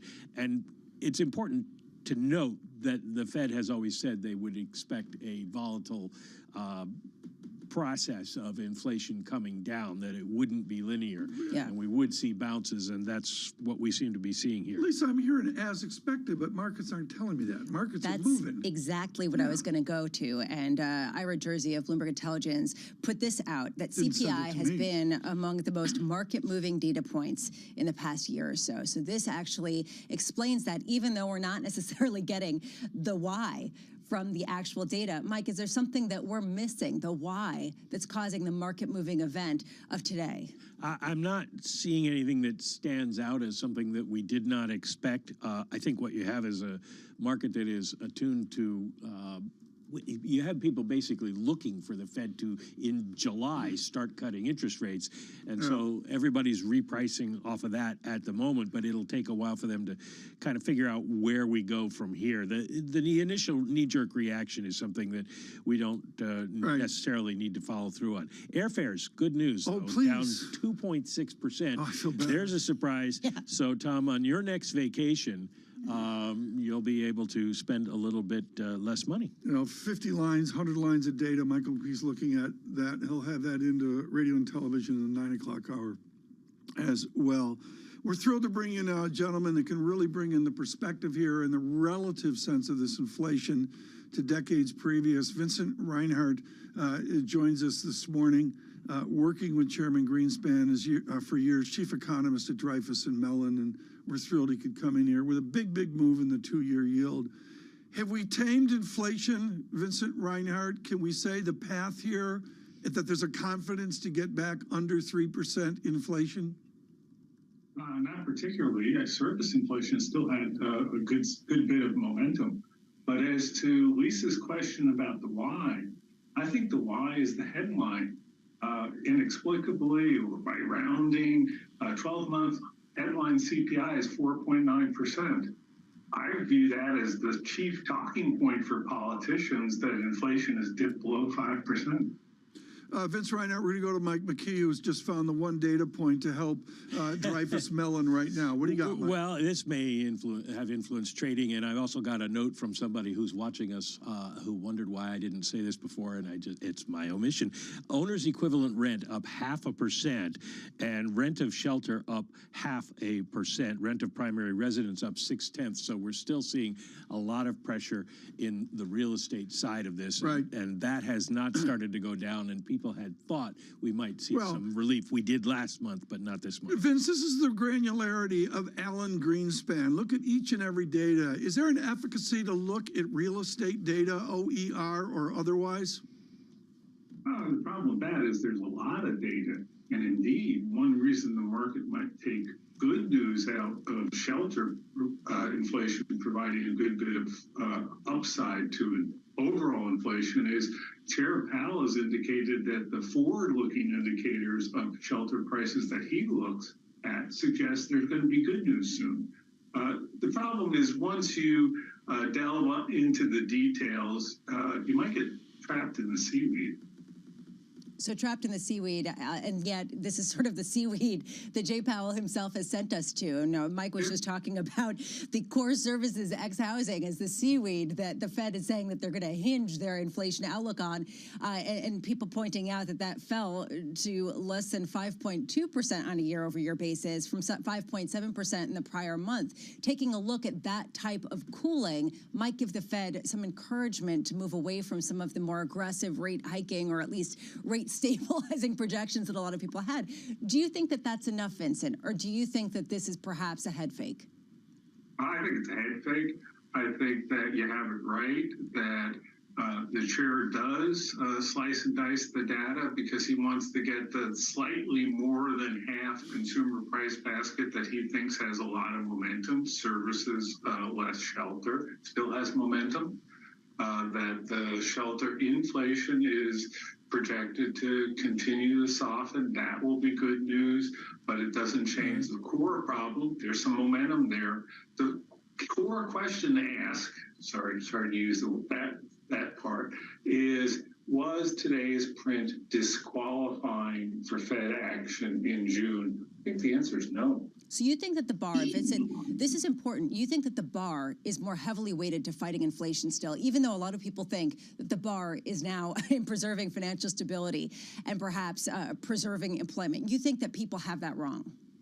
I think the bar is about stopping, because once they stop, once they go a meeting without policy action, everybody is going to assume that the Federal Reserve has drawn a line under this policy firming cycle.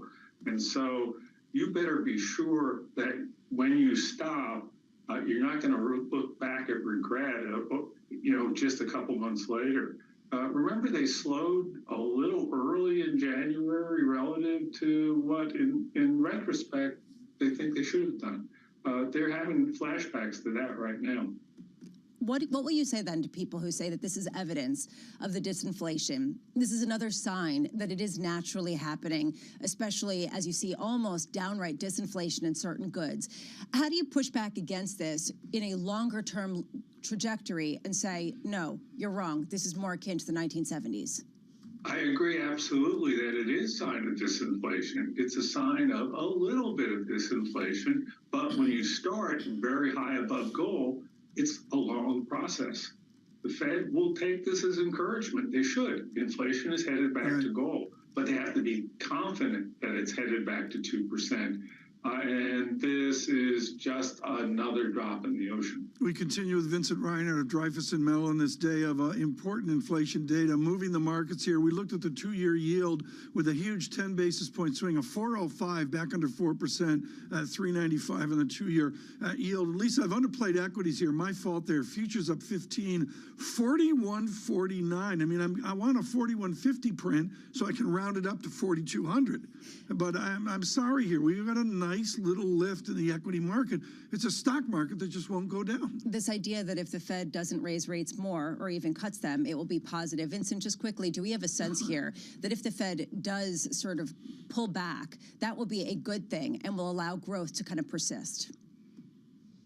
It will support economic activity. It may not be a good thing over the medium term because if they regret it, the worst thing that can happen to markets is the Fed having to tighten sometime later this year after having stopped. Vince Reinhardt, thank you so much. With Dreyfus and Mellon, Michael McKee on page 42 of the report. Quickly, well, Mike, we've got the core services ex-housing number, which everybody is interested in. It does go down to 0.27 from 2.9 on a month-over-month basis and down to 5.16% from 5.73%. Small, but some progress. But that vector of service disinflation is still in place, albeit barely sloped. But barely sloped. There? That's a good way of putting it. I was looking at the chart, and that's a good way of putting it. How volatile has you this been? You got the sound effects for the inflation report. It sounds like a UFO. I am curious, though, about whether we have seen that incredible volatility that people are talking about. Well, we have seen it in the month-over-month numbers here, but we're seeing in this core ex-housing, we've gone from 573 last month to 516. So you're looking at a 60 basis point move almost. Yeah. All right. Well, we'll continue this conversation with Mike and with others coming up in the open. Andrew Hollenhorst of Citigroup joining, Eric Knudsen of Neuberger Berman, and Liz Young of SoFi. Also, Alexander Yoakum of CFRA on the other storyline, which is the regional banks. Liz Young has been on fire on Twitter. Yeah. Really informative. Very much so. Stream or whatever you call it. How do we get some sense of how we move forward from CPI Wednesday? This is Bloomberg. Keeping you up to date with news from around the world with the first word, I'm Lisa Mateo. After making little progress on debt limit talks, President Biden and congressional leaders will head back to the drawing board on Friday for another meeting to try and avert a U.S. default. President Biden called Tuesday's hour-long conversation productive, but House Speaker Kevin McCarthy said he didn't see any movement. The U.S. has announced a $1.2 billion package to bolster Ukraine's air defenses and ammunition stocks. The aid also includes satellite imagery services and equipment to integrate Western systems. The word came after Russia's President Vladimir Putin vowed to press on to victory in the war. Wages are rising fast across England and are finally catching up to inflation. Pay rose 10% in the past year for those taking new jobs. That's according to data posted on Reed Recruitment's platform. The figures point to a labor market that remains red hot. They cast doubt on Prime Minister Rishi Sunak's vow to cut inflation in half this year. In Pakistan, former Prime Minister Imran Khan will be in custody of the country's graft agency for 8 days. Now, that comes after his dramatic arrest on Tuesday, an event that triggered violent clashes across the country. It marked a sharp escalation in Khan's confrontation with Prime Minister Shehbaz Sharif's government and Pakistan's powerful military. And there's a sign that housing demand in the U.S. is starting to find its footing. Mortgage applications rose last week as borrowing costs ease. According to the Mortgage Bankers Association, applications for home purchases rose 4.8% last week to a one-month high. Meanwhile, the contract rate on a 30-year fixed mortgage, well, that ticked down 2 basis points to 6.48%. Global news powered by more than 2,700 journalists and analysts. I'm Lisa Mateo, and this is Bloomberg.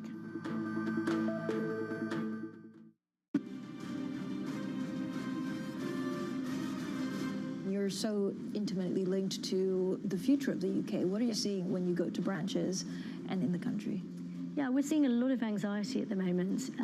I think the recovery from the pandemic has been and is continuing to be very strong. So I think we're seeing the economy recover.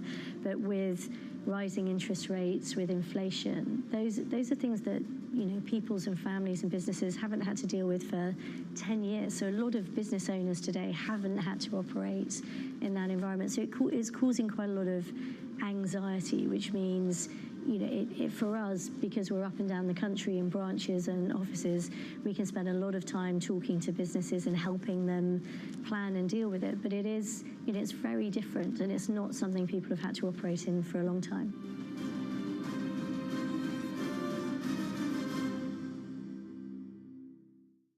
Our studios in New York and San Francisco, our expert hosts of the data and analysis about the companies you know and the startups to watch, plus the interviews you don't want to miss. Watch Caroline Hyde and Ed Ludlow on Bloomberg Technology, the only daily business show dedicated to tech, right in the middle of the trading action. 12 p.m. on the East Coast, 9 a.m. in the West, only on Bloomberg Television, your global business authority. In a multi-trillion-dollar industry, there's a lot of ground to cover. We indeed have a rally. We're talking a lot of dividends. We're talking income. We'll show you what's happening in ETFs like no one else. Bloomberg ETF IQ, Monday on Bloomberg. When U.S. jobs numbers are released, Bloomberg brings you crucial data at terminal speed and instant expert analysis. Nobody covers jobs day like Bloomberg.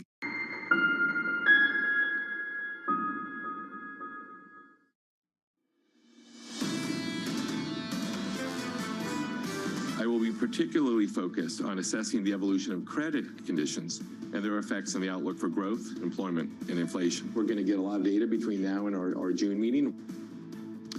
Good morning, everyone. Janet Williams, the New York Fed president, there now, and speaking on the changes before this inflation report. Your headline, as the market day opens here in 45 minutes, is simple. Inflation has moved the markets and continues to move the markets in the last 10 minutes. I'm using the 2-year yield as a barometer, 4.05%. Down we go 10 points to 3.95%, and we move even lower. Note price higher, yield lower to 3.94%, a substantial move.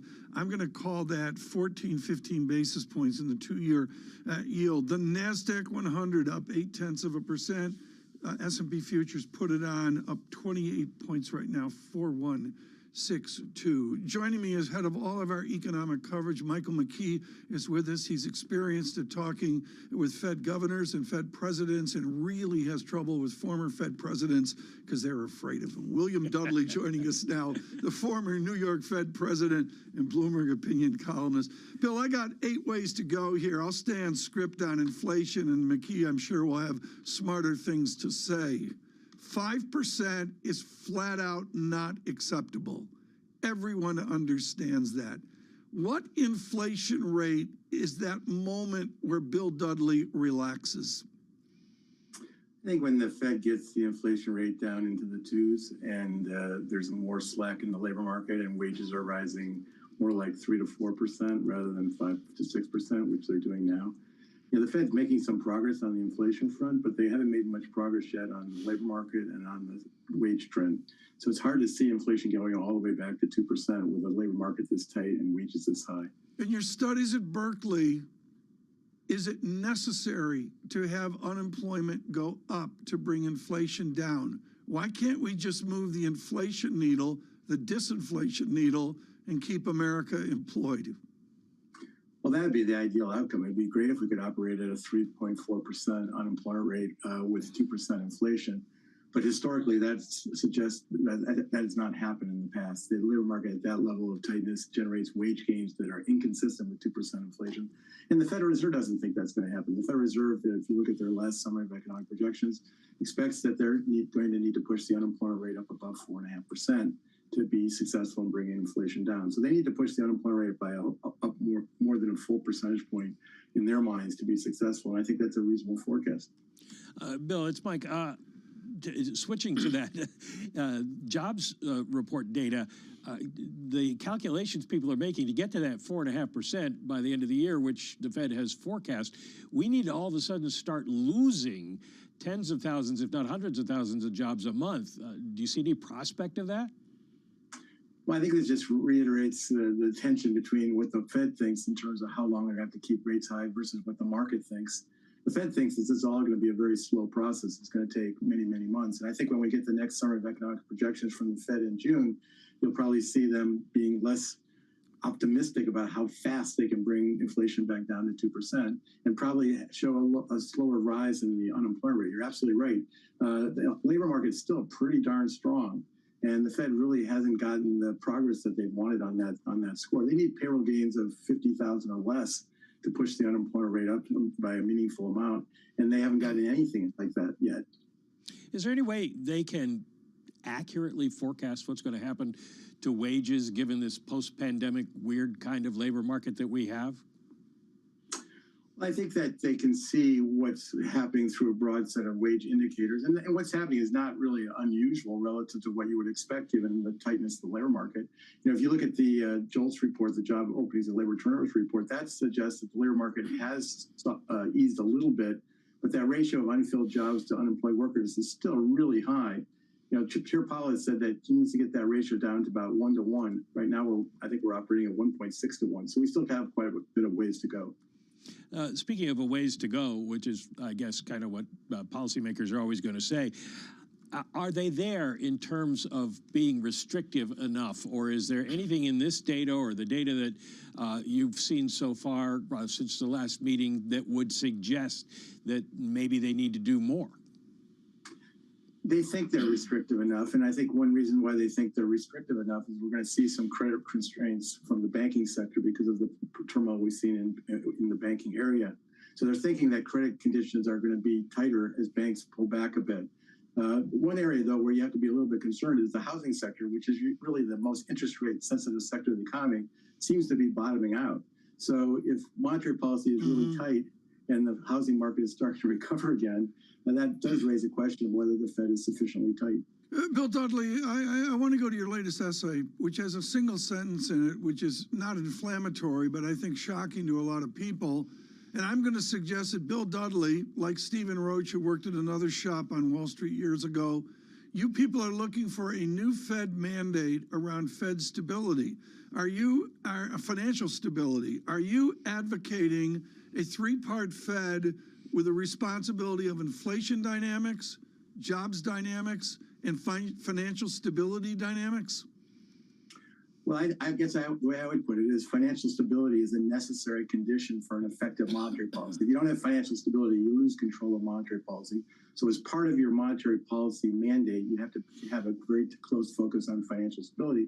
And the fact is the Fed missed what was going to happen in the banking sector. If you look back at the November financial stability report, there was nothing about the potential funding risk of regional banks. There was nothing about the large mark-to-market losses on their balance sheet. There was nothing about the risk that uninsured depositors might leave. Right. So the Fed really, didn't capture that. And I give the Fed a lot of credit for the report that they published just recently on what went wrong with Silicon Valley Bank. I think they do recognize their supervisory failures, but that's not sufficient. Monetary policy also contributed to what happened because the Fed basically made interest rates very low for a very long time.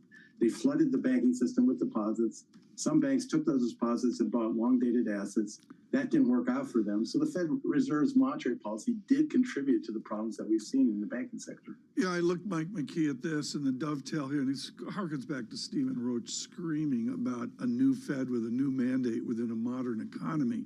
And whether it was Roach at Morgan Stanley or Bill Dudley at Goldman Sachs years ago, this was the dovetail of market economics into the academic discussion that Chairman Powell has to face every day. And here we are looking at it again. Yeah, Bill raised the question of what do you think the Fed's reaction function is now, given that the new monetary policy framework doesn't apply at the moment?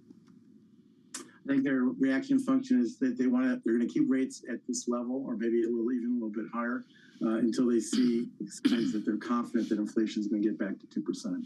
And to be confident that inflation is going to get back to 2%, they need to see more softness in the labor market, reduction in wage inflation, and more progress on services sector inflation. Bill Dudley, Hatsius and McKelvey are online too, and they just want a guesstimate to you. When do we get under 3% inflation? Give us your market economic analysis today of the timeline to 3%. When do we see it?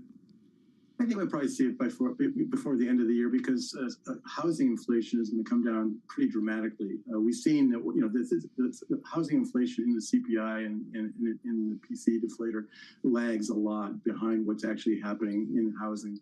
So that's going to start to turn down pretty sharply, I think, in the second half of the year, and that will help us on headline inflation. Dr. Dudley, thank you so much for joining us. Writing for Bloomberg Opinion, superb essay, thought-provoking essay for all in commercial banking here from Bill Dudley on the latest banking crisis and financial stability as well. For Bloomberg Opinion, superb essay, thought-provoking essay for all in commercial banking here from Bill Dudley on the latest banking crisis and financial stability as well. There's so many ways to go here, Mike. Let's go first to the market reaction. I got a NASDAQ up 0.8%. I mean, this is the optimist case, secular stagflation. No, it's a resilient American economy, isn't it? Yeah, I mean, I think basically what we're seeing is a reaction to an overreaction after the Fed meeting where people started pricing in rate cuts immediately. Obviously, that's not going to happen, so they've got to readjust. Anne-Marie Horton, in the west coast of Japan, I misspoke earlier, folks, in Tokyo, but really at a lovely resort on the west coast, looking over to Korea, as well, with Chair Yellen. I still call her Chair Yellen, excuse me, the Secretary of Treasury, a conversation on Friday. Explain why Yellen is different because of her economics and her Federal Reserve background. How does that make her a different Secretary of the Treasury? Well, she understands what's going on with the economy and can make her own forecasts. But as Secretary of the Treasury at this time of the debt ceiling, she knows what both sides, Treasury and the Fed, can do. And she'll be in charge of deciding what they will do. You'll be in charge of deciding. Brief questions for Anne-Marie Horton there. She is with Balance of Power, and she will have a conversation with the Secretary of Treasury here. Look for that early Friday morning, 3:30 New York time, 8:30 in London, deep into the afternoon in Hong Kong. Markets on the move after the inflation report. Stay with us. This is Bloomberg. Business Week Radio, live weekday afternoons at 3 p.m. Eastern. We got a little bit of talking. Come on, are you guys ready? Harnessing the power of Bloomberg Business Week, Carol Messer and Tim Stenivek bring you the latest news from the worlds of business, technology, politics, and more. How does the Fed play into this and what the Fed does potentially? This is so exhausting and this is so all-encompassing. Listen on Bloomberg Radio and streaming on YouTube and Bloomberg Originals.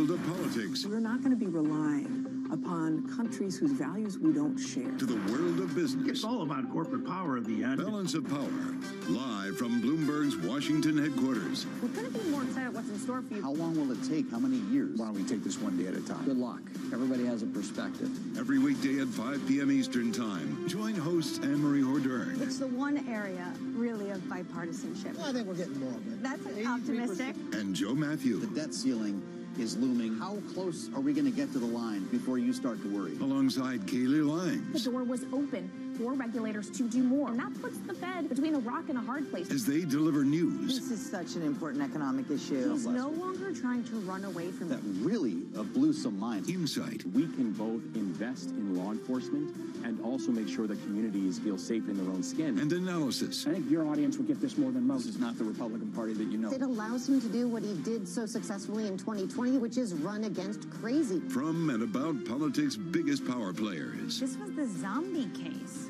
and it's now more than well alive. That's for sure, with two more potentially to come. I'm willing to have this battle. It is vitally important. This is the intersection of Washington and Wall Street. Bringing people directly to the decision makers that impact your investments and your life. Balance of Power, every weekday at 5 p.m. Eastern, only on Bloomberg, your global business authority. Did art conservation help you in any way to be a better investor? And should a lot of good investors who learn how to be an art conservator as well, or not? I think in conservation and art history and liberal arts, I think differently than a lot of people that have just done finance. And also, I think I mentioned one of the things is to do conservation, you have to really do a lot of work, pre-work, before you actually do a treatment. And so a lot of that pre-work is very similar to what I do in due diligence for investments. Lots of testing, lots of thinking about what could go wrong, lots of research. When I was an art historian, that was in the old days before the internet, but you'd sit in the stacks and you'd pull one thing in a bibliography on this and you'd sort of, like a mosaic theory, put all these things together. I feel like I do that in my due diligence.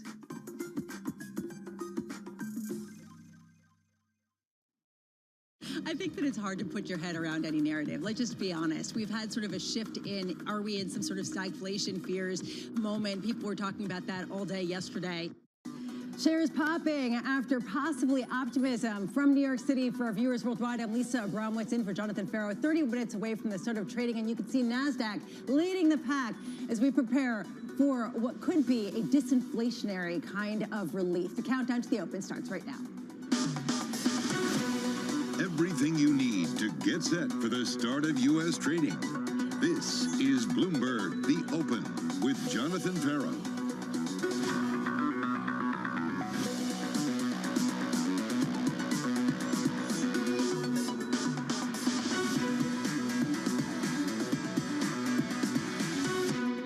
Coming up, inflation in America showing signs of cooling off, giving the Fed room to pause as debt ceiling negotiations go nowhere.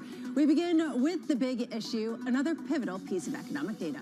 In the US, we've got inflation coming out today. A lot of the details really do matter here. Inflation is the big problem. We're really looking at those core non-shelter services in this report. When it comes to the CPI report, it's all about core services. It really does just come down to the stickiness of core services inflation. Especially outside of shelter, things like recreation, things like consumer spending. And that's the inflation that's worrying for the Fed. They have said that they're very data dependent. Reiterated that they're going to be data dependent from here. A lot of market participants really expect and want to see slowing in the economy. A lot of the inflation data, I think it gets a bit more nuanced now. And that is what you're hearing from a lot of people as they parse through the data, including Bloomberg's own Michael McKee joining us now. Mike, what's the latest from your read of the granularity of this report? Well, the headline numbers come in basically as expected, Lisa, with both core and the headline numbers up 0.4% on the month for April. It's in the year-over-year numbers that we see a little bit of improvement, with CPI headline falling to 4.9%, which is a little bit of good news, I suppose. On a year-over-year basis, the core falls to 5.5%, so that is good news as well. But it's the core services ex-housing. You heard a couple of the economists in that shot string there talking about that we really see some good news, and that is when you take housing out of the services side of it, this is Jay Powell's favorite indicator, we see a decline from 0.27 to from 0.29 to 0.27 on a month-over-month basis, but a fairly hefty over 50 basis point drop in the year-over-year number, and so it does show some progress being made. What moved during the month? Well, the rent of primary residence. The rent numbers are still holding up housing, up 0.6%. That was after 0.5 last month. Gasoline was up. You probably know that if you fill your tank, 3%. Used cars, breaking a string of 9 months of declines, up 4.4%. Now that may revert next month. Services overall up 0.4, and that's where the Fed is still concerned about seeing inflation as companies raise prices to keep up with their higher costs of labor. So, Lisa, this comes in about as expected overall. Economists pretty much nailed it, but we are still seeing 2 rate cuts priced in starting in the middle of the year. And I'm glad you have some experts on to tell us. Michael McKee, you are bringing us exactly where we want to go. Thank you so much, as always, for the incredible insight. And it is exactly that. You can give the data, but then give what the market response is, and perhaps you get a sense of where the bias is in terms of people looking for some excuse for the Fed to move away from the tightening cycle. Joining us now to discuss just that is Citigroup's Angie Hollenhorst and Neuberger Berman's Eric Knudsen. Andrew, I want to start with you. The relief that we're seeing in markets, what do you make of it at a time when inflation is still hot and yet it is cooling, and quite clearly? Yeah, it's interesting, Lisa. So I think coming into this report, there were maybe some heightened expectations in markets that we were going to get a really outsized increase in core inflation, which would point very strongly to the Fed needing to hike again in June. Instead, where this report leaves us is very consistent with expectations. I mean, came in almost exactly where we expected it to come in. And that just keeps the Fed in a really uncomfortable position where you have financial stability risks on one hand. On the other hand, though, I think we should be emphasizing, yes, we can talk about the details of the report, but this was a 5th consecutive month of month-on-month inflation that annualizes to something around 5%. So we're just stuck at 5% underlying inflation. There's nothing in the labor market that would tell you this is going to cool down. So yeah, markets today, I think maybe expecting something a little bit stronger, and relative to those expectations, we're getting a reaction. But the overall economic message should be we are stuck at inflation that is more than twice the Fed's 2% target. Eric, what's your view on that? Basically the push-pull of a Fed that is stuck between financial stability and inflation that, even though it is cooling, is still well above where they want it to be. Yeah, I think that as many of your commentators said in the lead-in, this is what data dependent looks like. It means reacting to every print, both markets and now policymakers. And so we risk being Milton Friedman's proverbial fool in the shower, where the Fed risks, or certainly market participants risk, just reacting to the latest number and not keeping an eye on what the long-term trends and what the long-term outcomes need to be. This is a decent number in line with the kind of forecast, and it's not surprising that markets are kind of jumping on this, but it doesn't, it's not a kind of declare victory number, as I was talking about with members of my team already this morning. This is still going to keep the Fed, kind of focused on what they need to do. Policy rates now have gone into positive territory on a real basis for the first time in years, just barely. The Fed is going to need to keep on doing that to get inflation down towards target, and above these still pretty high levels. Eric, is your sense that the optimism that we're seeing baked into stocks as a result of possibly a pause from the Fed is warranted? We don't think so over a 6 to 18 month time horizon, but we also wouldn't be surprised if you see some, positive movement in equities from here, because the underlying fundamentals, you just saw better than expected earnings. You've got 3.4% unemployment. You've still got a robust consumer. And so you could see some upward pressure on equities in the short term, almost relief from some of these concerns. And yet, over, say, a 6 to 18 month time horizon, we don't see the kind of valuations we see warranted. We think there will be further downward pressure on equity prices, given the tightening that we see in the system, stickier inflation, and more tightening likely to come when you think about the impact of banks and withdrawal of liquidity. Andrew, a lot of people probably push back against the message that you've been putting out there, which has been pretty consistent, simply that we are going to see a Fed that is on hold for a lot longer than people previously thought, and this flies in the face of a lot of the optimism that we've been seeing.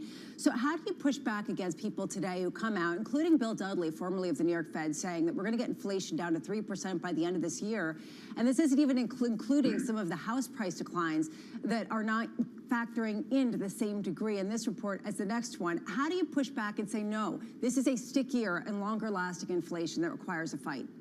Yeah, I think Eric said two things that are really important. One is, what is the underlying economic trend? What is driving this inflation? We've moved to a services-based inflation. This is being driven in part by labor costs that are rising rapidly. The underlying trend, the underlying dynamic is a very tight labor market that's pushing up prices. So, I don't think that we're going to see 3% core inflation this year, core PCE at least. That will probably stay north of 4%. And then the other thing that Eric mentioned, policy rates on a real basis, we're running, around 5% inflation. We just got policy rates above 5%. Typically, to bring down inflation, you need nominal policy rates to go above the rate of inflation. We're maybe just getting there now. So I would just be really cautious about concluding that the Fed can start thinking about cutting here when really the balance of risks are towards hiking further.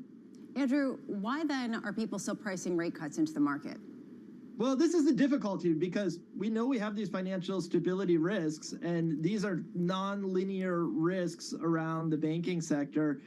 If you have a flare-up in financial stability issues, and of course we had one in March, the initial deposit issue really does look quite contained. I think we saw some of that in the senior loan officer survey. We see that in the data that we get every week on bank deposits. But if we have this kind of generalized concern about the banking sector, that could become a very significant downside risk. That could lead the Fed to cut. So you have to have some probability afforded to that. I think the market is doing that. What the market is probably missing here is that, again, inflation is just stuck at too high a level. I mean, it's really, I would agree with Eric, it's just hard to look at this number and think that the Fed is going to see anything here that tells them that they're on that path to 2%. Eric, I was struck by something that Ira Jersey of Bloomberg Intelligence wrote, basically saying that CPI has been one of the most traded events of any potential data that's been coming out. How do you look at this in terms of a trading moment, in terms of an asset allocation perspective? Do you trade off this? Do you adjust your expectations, or do you just basically use that in sort of the sort of metric of longer-term investing? So, most of the time, and most of our risk is going to be taken with a longer-term horizon, say 6 to 18 months, and trying to achieve clients' goals over a much longer term using, just strategic asset allocation, capturing long-term exposures. And that gives us an edge because, especially in environments like this where markets are trading every single data point and you see massive day-to-day volatility off of the latest print, often, reversing what happened the day before, we actually think that we have an advantage for our clients in terms of looking a little bit longer term through that. That being said, there are ways to take advantage of some of the shorter term movements, say in volatility markets, where you can take advantage of differences between, say, equity volatility, which is very low, considering everything, and is consistent with long-term treasury volatility. And you compare that to, say, 2-year treasury volatility, which is extraordinarily high, and that maps to underlying sector volatility. So trying to take advantage of some of the distortions and discrepancies that in volatility terms, for example, and being able to position portfolios to take advantage of that in the shorter term can create some interesting opportunities in a very kind of day-to-day, data-driven market. Just quickly, Eric, does that mean that you're betting that volatility in stocks is going to go up, or that volatility in bonds is going to go down, or both? More that volatility in the 2-year treasury has to come down through time. That's how things are likely to normalize. I think people have been betting that, equity volatility has to go up. Well, equity volatility is very high if you look sector to sector, security to security. It's just not at the index level because there's not much going on there, or so it appears at the index level. And so, one of our key views from our fixed income team is that fixed income volatility has to come down before equity markets can heal. And that's what we expect to happen over the course of the coming 6 to 12 months. Eric Knudsen, Andrew Hollenhorst, both of you are sticking with us. Let's get a look now at some of the stocks that are moving just ahead here of the opening bell. Abigail Doolittle has those. Abby. Hey, Lisa. Well, it's interesting because we, of course, do have the futures popping higher after that CPI print, but we do have one big laggard to take a look at. In fact, I think that this may be the worst day for Airbnb in its young life since IPOing back in December of 2020. Shares are plunging, down 13%. The first quarter report was strong, but a muted outlook has these shares lower. Forward growth is moderating. Plus, one analyst is saying that there's clear competition from Booking. Occidental Petroleum also reported its first quarter. Shares are down about 1%. There was an earnings and a sales miss. However, production guide, it is slightly above the previous guide, so let's see how this day shakes out. And then finally, we've had a bit of a turnaround for PacWest, the beleaguered regional bank. It is up 5% after having been lower in the pre-market. This pop happened after that CPI print. Since last week's low of $2.48, Lisa, the stock is up nearly 150%. Thank you so much, Abigail. Coming up, back to square one.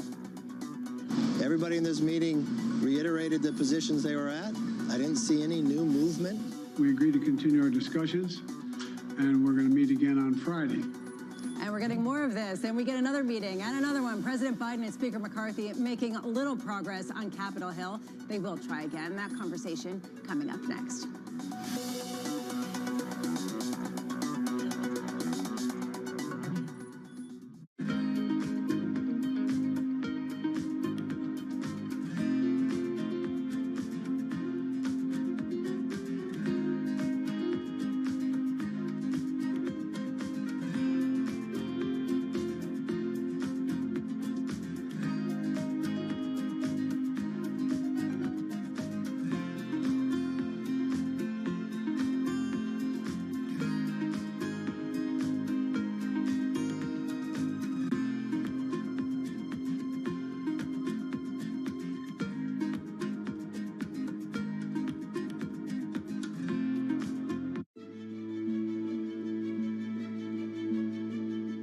So Fabien, talk to me a little bit about the ocean. It covers 70% of the planet. It gives us food, it gives us jobs, it gives us, of course, oxygen. We're taking too many fish out, we're polluting it, we're making it warmer, and only 3% of it is protected. What frustrates you the most about this?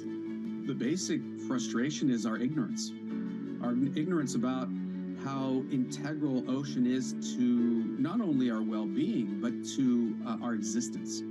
And for far too long, we've been using the ocean as an endless resource in a garbage can. Imagine our planet is a three-dimensional system. The ocean represents 99% of our world's living space, about 3.4 billion cubic kilometers of volume, within which the vast majority of biodiversity lives and thrives. And that's what we're beholden to. That is what makes us possible as a species.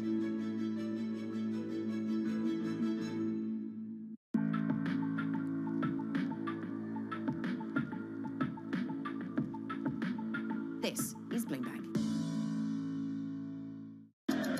From New York City, From London, in Sydney, from Washington, in Tokyo. 9 a.m. in Beijing and Shanghai. Good morning, everyone. Have a great evening. Here's what I'm watching. You do not want to miss this Is story. there the kind of upside?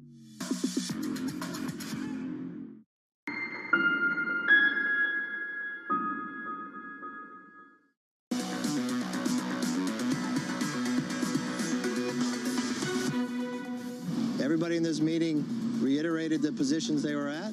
I didn't see any new movement. Speaker McCarthy offered a very different way forward. Instead of him giving us a plan to remove default, he gave us a plan to take default hostage. And that is a shame. The United States is not going to default. It never has, and it never will. We explicitly asked Speaker McCarthy, would he take default off the table? He refused. I was very clear with the president. We have now just 2 weeks to go. We agreed to continue our discussions, and we're going to meet again on Friday. Debt ceiling negotiations yielding little progress in Capitol Hill. Republicans unwavering in their push for federal spending cuts. Democrats refusing to compromise with a default on the table. The two sides committing to daily talks, preparing for another meeting on Friday, with Secretary Yellen's ex-date now just 3 weeks away. For more, Bloomberg's Kaylee Lyons joining us now from Capitol Hill. What progress could be made on Friday, or is this going to be a can-kicking exercise until the 11th hour, the 59th minute, and the 59th second?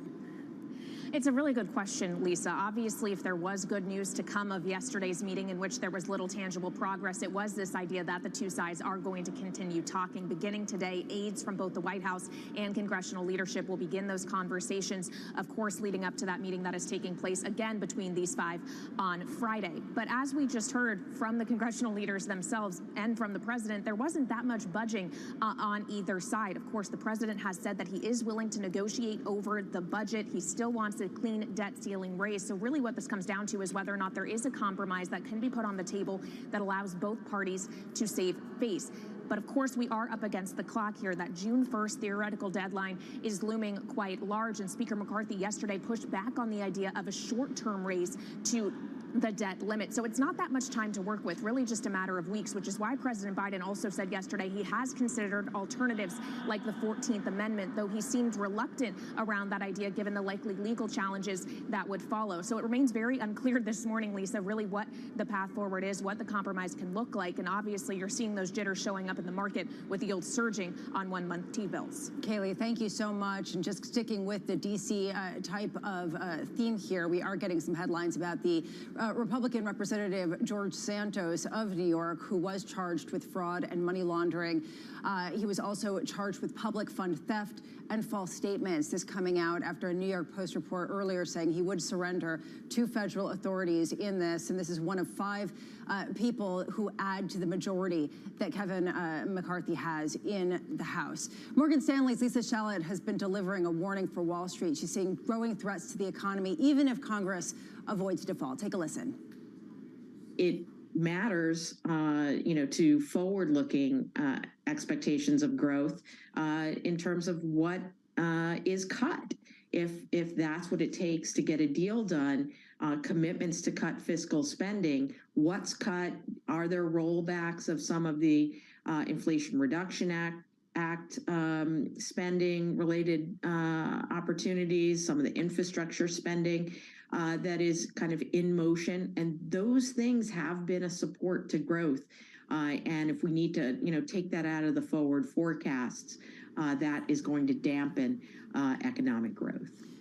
Andrew Hollenhorst and Eric Knudsen still with us. Andrew, how much are you paying attention to the debt ceiling debate as potentially something that could seize up yields, but also for longer-term growth trajectories? And so like everyone else, this is something that we're very focused on. And I think good news that a meeting was had, not much came out of that meeting. Of course, expectations were very low going into it. So we're all just waiting, we're watching. At this point, what we're doing, and I think a lot of other observers, every day we are looking at the daily statement that comes out from the Treasury. We look at the inflows, we look at the outflows. We try to form our best projection of how far Treasury can go before there could be an issue with a payment. Of course, Treasury Secretary Yellen guided towards June 1st as the earliest date there might be an issue. When we look at our own forecast, we see that maybe they can get out further than that. Maybe they can get out to July. But absolutely, there could be an issue in early June. So this really is an issue that needs to be resolved in the next few weeks. Going over that deadline, Andrew, is that bullish or bearish for Treasuries? I think counterintuitively, in some ways, for longer-term Treasuries, you would probably see yields go lower. That's what we've seen in past debt ceiling episodes. Of course, in the very front end, you could have T-bill yields go higher, and we were already seeing that with some investors avoiding those T-bills. But at the end of the day, if we get into that type of a circumstance, investors are going to look for stability. And I guess the good news is that there would still be an expectation in the market that long-term Treasuries are a stable store of value. Eric, your view, how closely are you watching this? What is your sort of response function should this really get to the brink? Well, like everybody, we can't take our eyes off it, right? But we have no edge in being able to predict or forecast government negotiations amongst the parties. Our observation is that neither side has a strong incentive to kind of go over the brink, as it were. So I think, like most folks, we do expect some kind of deal to be made. It appears likely that the Treasury can manage things through the first part of June to get to the tax receipts that come in mid-June. But it's responsible of Treasury Secretary Yellen to highlight the June 1 deadline to put some pressure on the negotiations. What we do observe is that there's not much priced into equity markets on this. As Andrew pointed out, there is interesting stuff priced into the short end of the bond market. But this is just another one of the kind of elements that causes us to be cautious more broadly on equities and risky assets, given kind of the weight of some of these uncertainties and the current valuations of equity. Eric, where are the places to hide within equities? What is considered a safe spot in stocks? So we like lower beta. Within the U.S., we like lower beta, higher quality names. We want to be in the stocks that will do better in a high volatility environment once that volatility does start manifesting.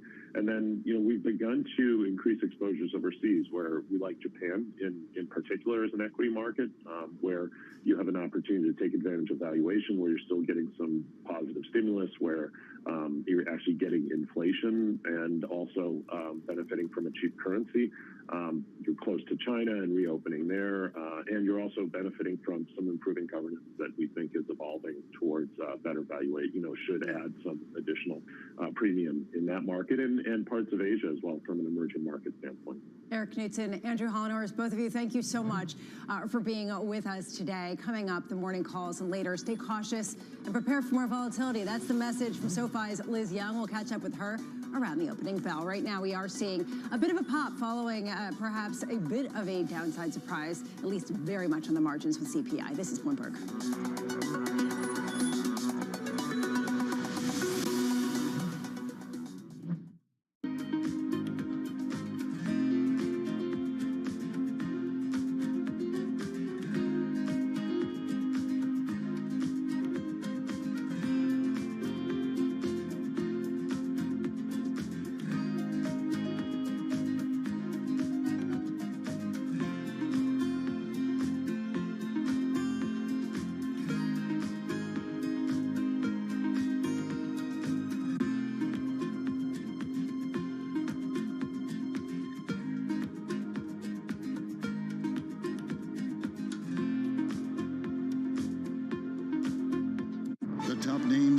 climate change are on Bloomberg. I want everybody committed to the kind of action that we need. We have a global emergency now.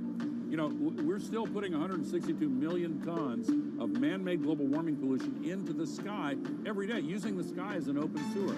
That's trapping as much extra heat as would be released by 600,000 Hiroshima-class atomic bombs exploding every day. That's what the scientists tell us, and the data shows it. That's crazy. That's why we have a third of Pakistan underwater. That's why we have the historic heat wave in China, nothing comparable to that ever. That's why the heat records are broken every year, and we're seeing an increase in the flows of climate refugees crossing international borders that are due to vastly expand unless we take action to solve the climate crisis. Nobody covers climate change like Bloomberg, your global business authority. BSO Now is your online home for weekly Boston Symphony Orchestra and Boston Pops performances. See new concerts that go behind the scenes, plus acclaimed archival concerts. Visit bso.org/now, where the music plays on. BSO season sponsor, Bank of America.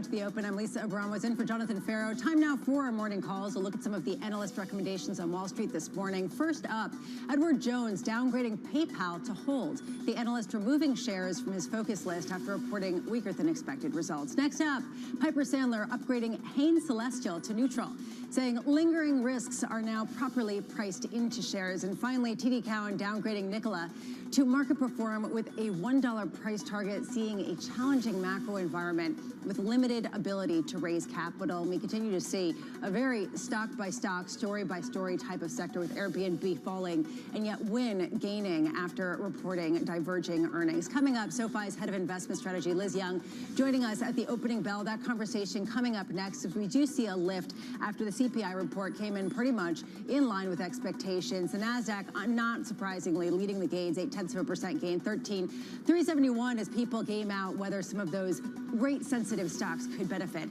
from a Fed pause. And the S&P up about 0.7%. Yields a bit lower, particularly on the front end, 3.96%. This is Bloomberg.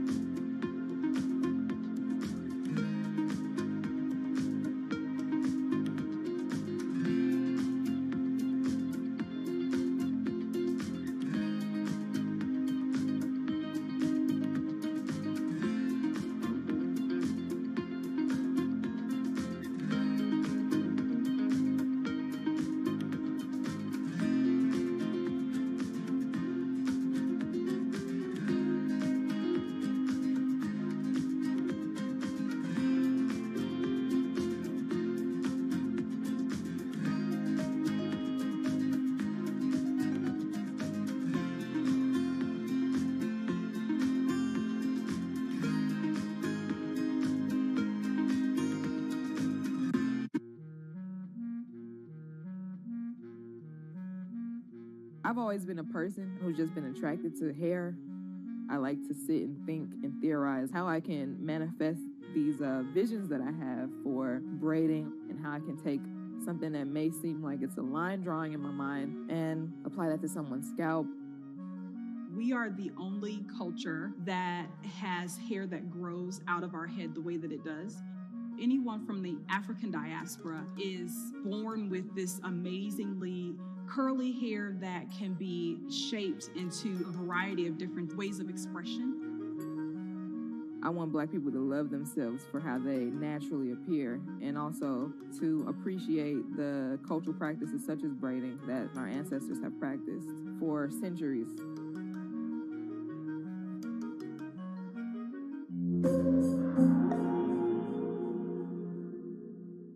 How did Jeff Bezos realize you could sell anything on the internet?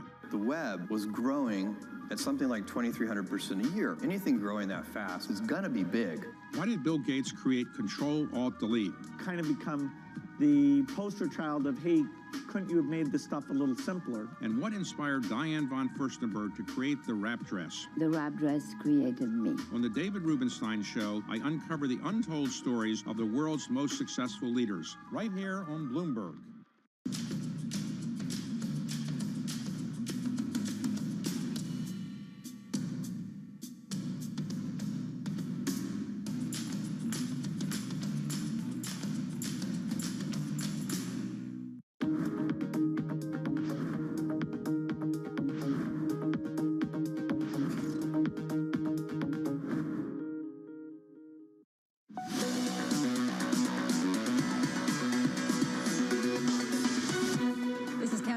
I'm Lisa Abramowitz in for Jonathan Farrow. Moments away from the start of the trading, that lift persisting into the open. NASDAQ up 0.8%. The S&P up about 0.7%. You can see the Russell really leading the charge with small caps getting that bid in. We are seeing over in the yield space, yields in, and you can see the dollar a bit weaker. Stocks up, yields in, dollar stronger. Some perhaps a retracement of what we've seen in the oil space. And this is something that we keep talking about as we forward ahead to a time when perhaps we're moving more to stock picking and less to overall indexing. You can see crude $73.20. One stock that we're watching at the open is Airbnb. Shares sliding after the company delivered a weaker than expected outlook as the post-COVID travel rush loses steam. Bloomberg's Abigail Doolittle is back with us for more. Abigail. And for a brief moment this morning on the open, which is just a matter of seconds, the stock was having its worst day ever since IPOing in 2020. Now looking at the worst day since November of last year. And what makes it so interesting,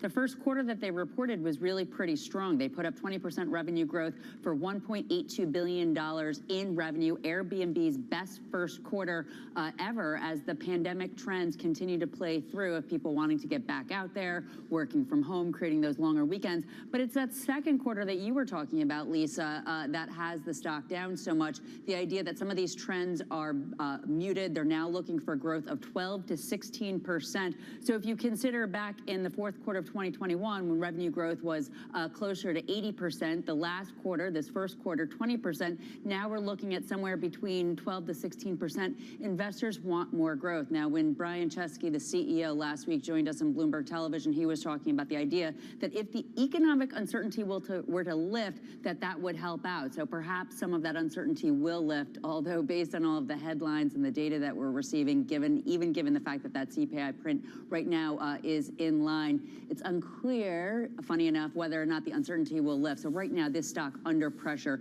because of those lower growth expectations and travel expectations on the part of consumers. Abigail, thank you so much. Sticking with earnings, Wynn Resorts posting a record quarter driven by a surge in business from Las Vegas. The CEO writing, quote, "Each of our resorts is generating strong financial results, a testament to our team's relentless focus on delivering five-star hospitality and experiences to our guests." Bloomberg's Katie Greifeld joining us now. And this really is the tale of two hospitality companies. Airbnb seeing really potentially negative trends there, but you see that positive kind of tone from Wynn. Katie, is this just a market-specific thing, or is this a very company-specific thing? Looking like it's a little bit more company-specific, but I will say, even though it was a big quarter for Wynn, you wouldn't know it by looking at the shares this morning, currently down about 1%, even though, I mean, first quarter adjusted EPS, it clocked in at 29 cents. Analysts were expecting a loss, actually, of 9.2 cents, so a big beat there. Operating revenue also coming in better than expected, as did most of its occupancy stats. You brought up Las Vegas. Let's also talk about Macau. Hotel occupancy there was nearly 91% versus estimates of just 53%. You saw at least 3 analysts raise their price targets in the wake of these numbers, but still, even though Wynn was higher pre-market, we're looking at a little bit of a loss here as trading kicks off. Katie, thank you so much for that. Turning now to the automakers, Rivian reporting a smaller than expected loss and reaffirmed plans to boost production, writing in a statement, quote, "While challenges remain, we have become a stronger, more agile company through this process." Joining us now is Bloomberg's David Welch in Detroit. David, how much of this is a story of just simply surviving a David versus the Goliath that is Tesla? Oh, it kind of is. I mean, look, the smaller than expected loss, but they also spent less on CapEx, and they've been cost cutting. So it's not like the company is posting huge sales, but they are hanging in there. Cash balance over $11 billion in an environment where it's very tough to raise capital. That's a good sign. The biggest thing I think investors were reacting to in aftermarket yesterday and pre-market trading this morning is they're on target to deliver 50,000 vehicles. While that doesn't sound huge, you look at General Motors, they're going to deliver 70,000 of their new Ultium-based electric vehicles. So that's a pretty good number. And it's always been a problem for whether it's legacy automakers or startups getting EVs produced, getting them out the door. So they're getting production up. Long term, though, they're still going to have to afford to develop new models and boost production. A lot of that costs a lot of money. So when they say there are challenges ahead, there certainly are. David Welch, thank you so much for that. Stocks are higher for the third time in the past 4 sessions. Lafayette's Krishna Memani saying equities aren't a bad place to be. In any tightening cycle, there's only one theme that lasts throughout the whole thing. In this go around, it's simple. Nominal growth is quite strong. It's coming down. It hasn't come down enough. And inflation was quite high. It is coming down. It hasn't come down enough. That's the regime that is going to be in place. And that's really not a bad regime for equity markets. Well, perhaps not in the long term. Short term, however, SoFi's Liz Young telling investors to stay cautious, embrace for volatility. Liz joins us now. Liz, is that really where you start with? Basically, long term, maybe yes, but short term, it's going to be pretty rocky. Yeah, I mean, for any long-term investor, you do have to have equities in the portfolio, and I'd be hard-pressed to find a time in my career where I would say that you don't have equities in the portfolio. However, we are in a period where there's a lot of signals going off that we're still late cycle in the economic behavior that's going on, which would tell you that if we do approach a recession later this year, markets rarely tend to bottom before the recession. So even if we have to retest some of those lows, it would tell me that there's volatility that's more likely than not. I think what investors are grappling with, self included, is that there hasn't been a ton of volatility this year already, even though we know all of this data. I think it's important that CPI is cooling, and I'm optimistic about the report today. And one of the questions that I get pretty often is, what would turn you from cautious to more optimistic? And the answer is always, if services inflation comes down. And it has shown signs of weakening. I think we are on the right path. It's a matter of, do we get to the goal before something else breaks? And I'm not sure that that's something that we're going to see happen in the next 6 months or so. Let's build on that. Morgan Stanley's Ellen Zentner is seeing a potential Fed pivot, writing, quote, a slight increase in core inflation with significant deceleration on core services should encourage the Fed to keep the door open for a June hike. We continue to see the data and financial conditions firmly supporting a pause in June. Is that your view, too? That basically this is green lighting a pause, the CPI that we just got, and really just confirms some of the rate cuts that are being fully priced into the market now by September? Yeah, look, the Federal Reserve doesn't call me for my opinion, and I know that they're doing a lot of different analysis on everything that they see out there. I think that they could justify a pause, and frankly, I think they could have justified a pause last time. It's a matter more of, do they want to stay consistent on their narrative that they wanted to get to a sufficiently restrictive level and then hold rates at that restrictive level for an extended period of time until the inflation problem is taken care of. We are sufficiently restrictive, in my opinion, and you can measure that a number of different ways. If you look at it as Fed funds rate above the 10-year Treasury, we can check that box. If you look at it as Fed funds rate above inflation, we can more or less check that box, as long as you're not looking at core CPI. But if you're using their measure of PCE, Fed funds rate is above that. So we're restrictive. They could pause here and use that as the explanation. They're seeing some cooling in the data. We think rates are restrictive enough. We want to wait for those long and variable legs to work their way through the economy. I think that's probably a fair statement to make. Frankly, I don't know how much of a difference 25 basis points makes at this point. I think what they probably have tried to avoid was too much of a rally or too much of a natural easing in financial conditions just because they paused. And there still continues to be this big disconnect between what the Fed is telling us they're going to do and what the market thinks they'll actually be able to do. One of them is going to be wrong by the end of the year, and we're going to have to see those expectations come closer to in line late summer, early fall. Liz, you pointed to the idea of something breaking and how it's too soon to say that it's all clear in terms of a real financial market fissure or some other development that really calls the market's hand in a more significant way. Where is your focus in terms of the catalyst? Is it still on the regional banks? Is it on commercial real estate? Is it on private credit and debt markets that we have continued to see blossom, and people say that they're in a golden spot? How much are you looking at specific markets to understand the next shoe to drop? Well, I think everything that you just named is not mutually exclusive, and I think it's all indicative of a tightening credit and tightening availability of funds. And just on a very simple level, if you take a bunch of funds and a bunch of movement of money out of the economy, there's going to be contractionary feels about it, right? There's going to be less money that moves around for consumers, less money that moves around for businesses. I think what's happening right now that we don't hear about or talk about very much to regular investors is that you're seeing a tightening of credit to small and mid-sized businesses.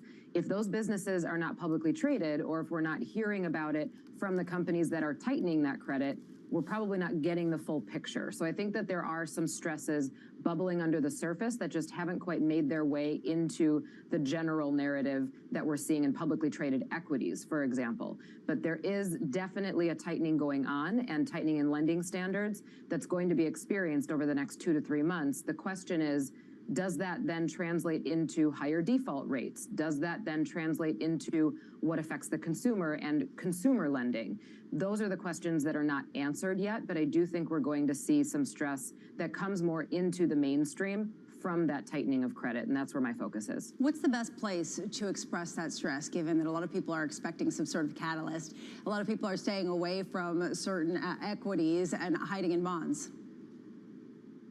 Well, if you look at corporate bonds, some of the spreads are still too tight, in my opinion. I think you want to be careful not to get too optimistic on high-yield bond spreads or even investment-grade bond spreads, particularly in that BBB space, because if we do see credit stress, we're likely to see those spreads blow out a little bit more than what we've seen so far. So in equities, I still would be cautious, and I still would be looking at things like defensive sectors, although they're overpriced, but you want to be careful not to be overly exposed in this environment to things that would take it on the chin in a cyclical downturn. We've obviously already seen financials take it on the chin quite a bit. That doesn't mean that's over, but they have experienced quite a bit of a drawdown already.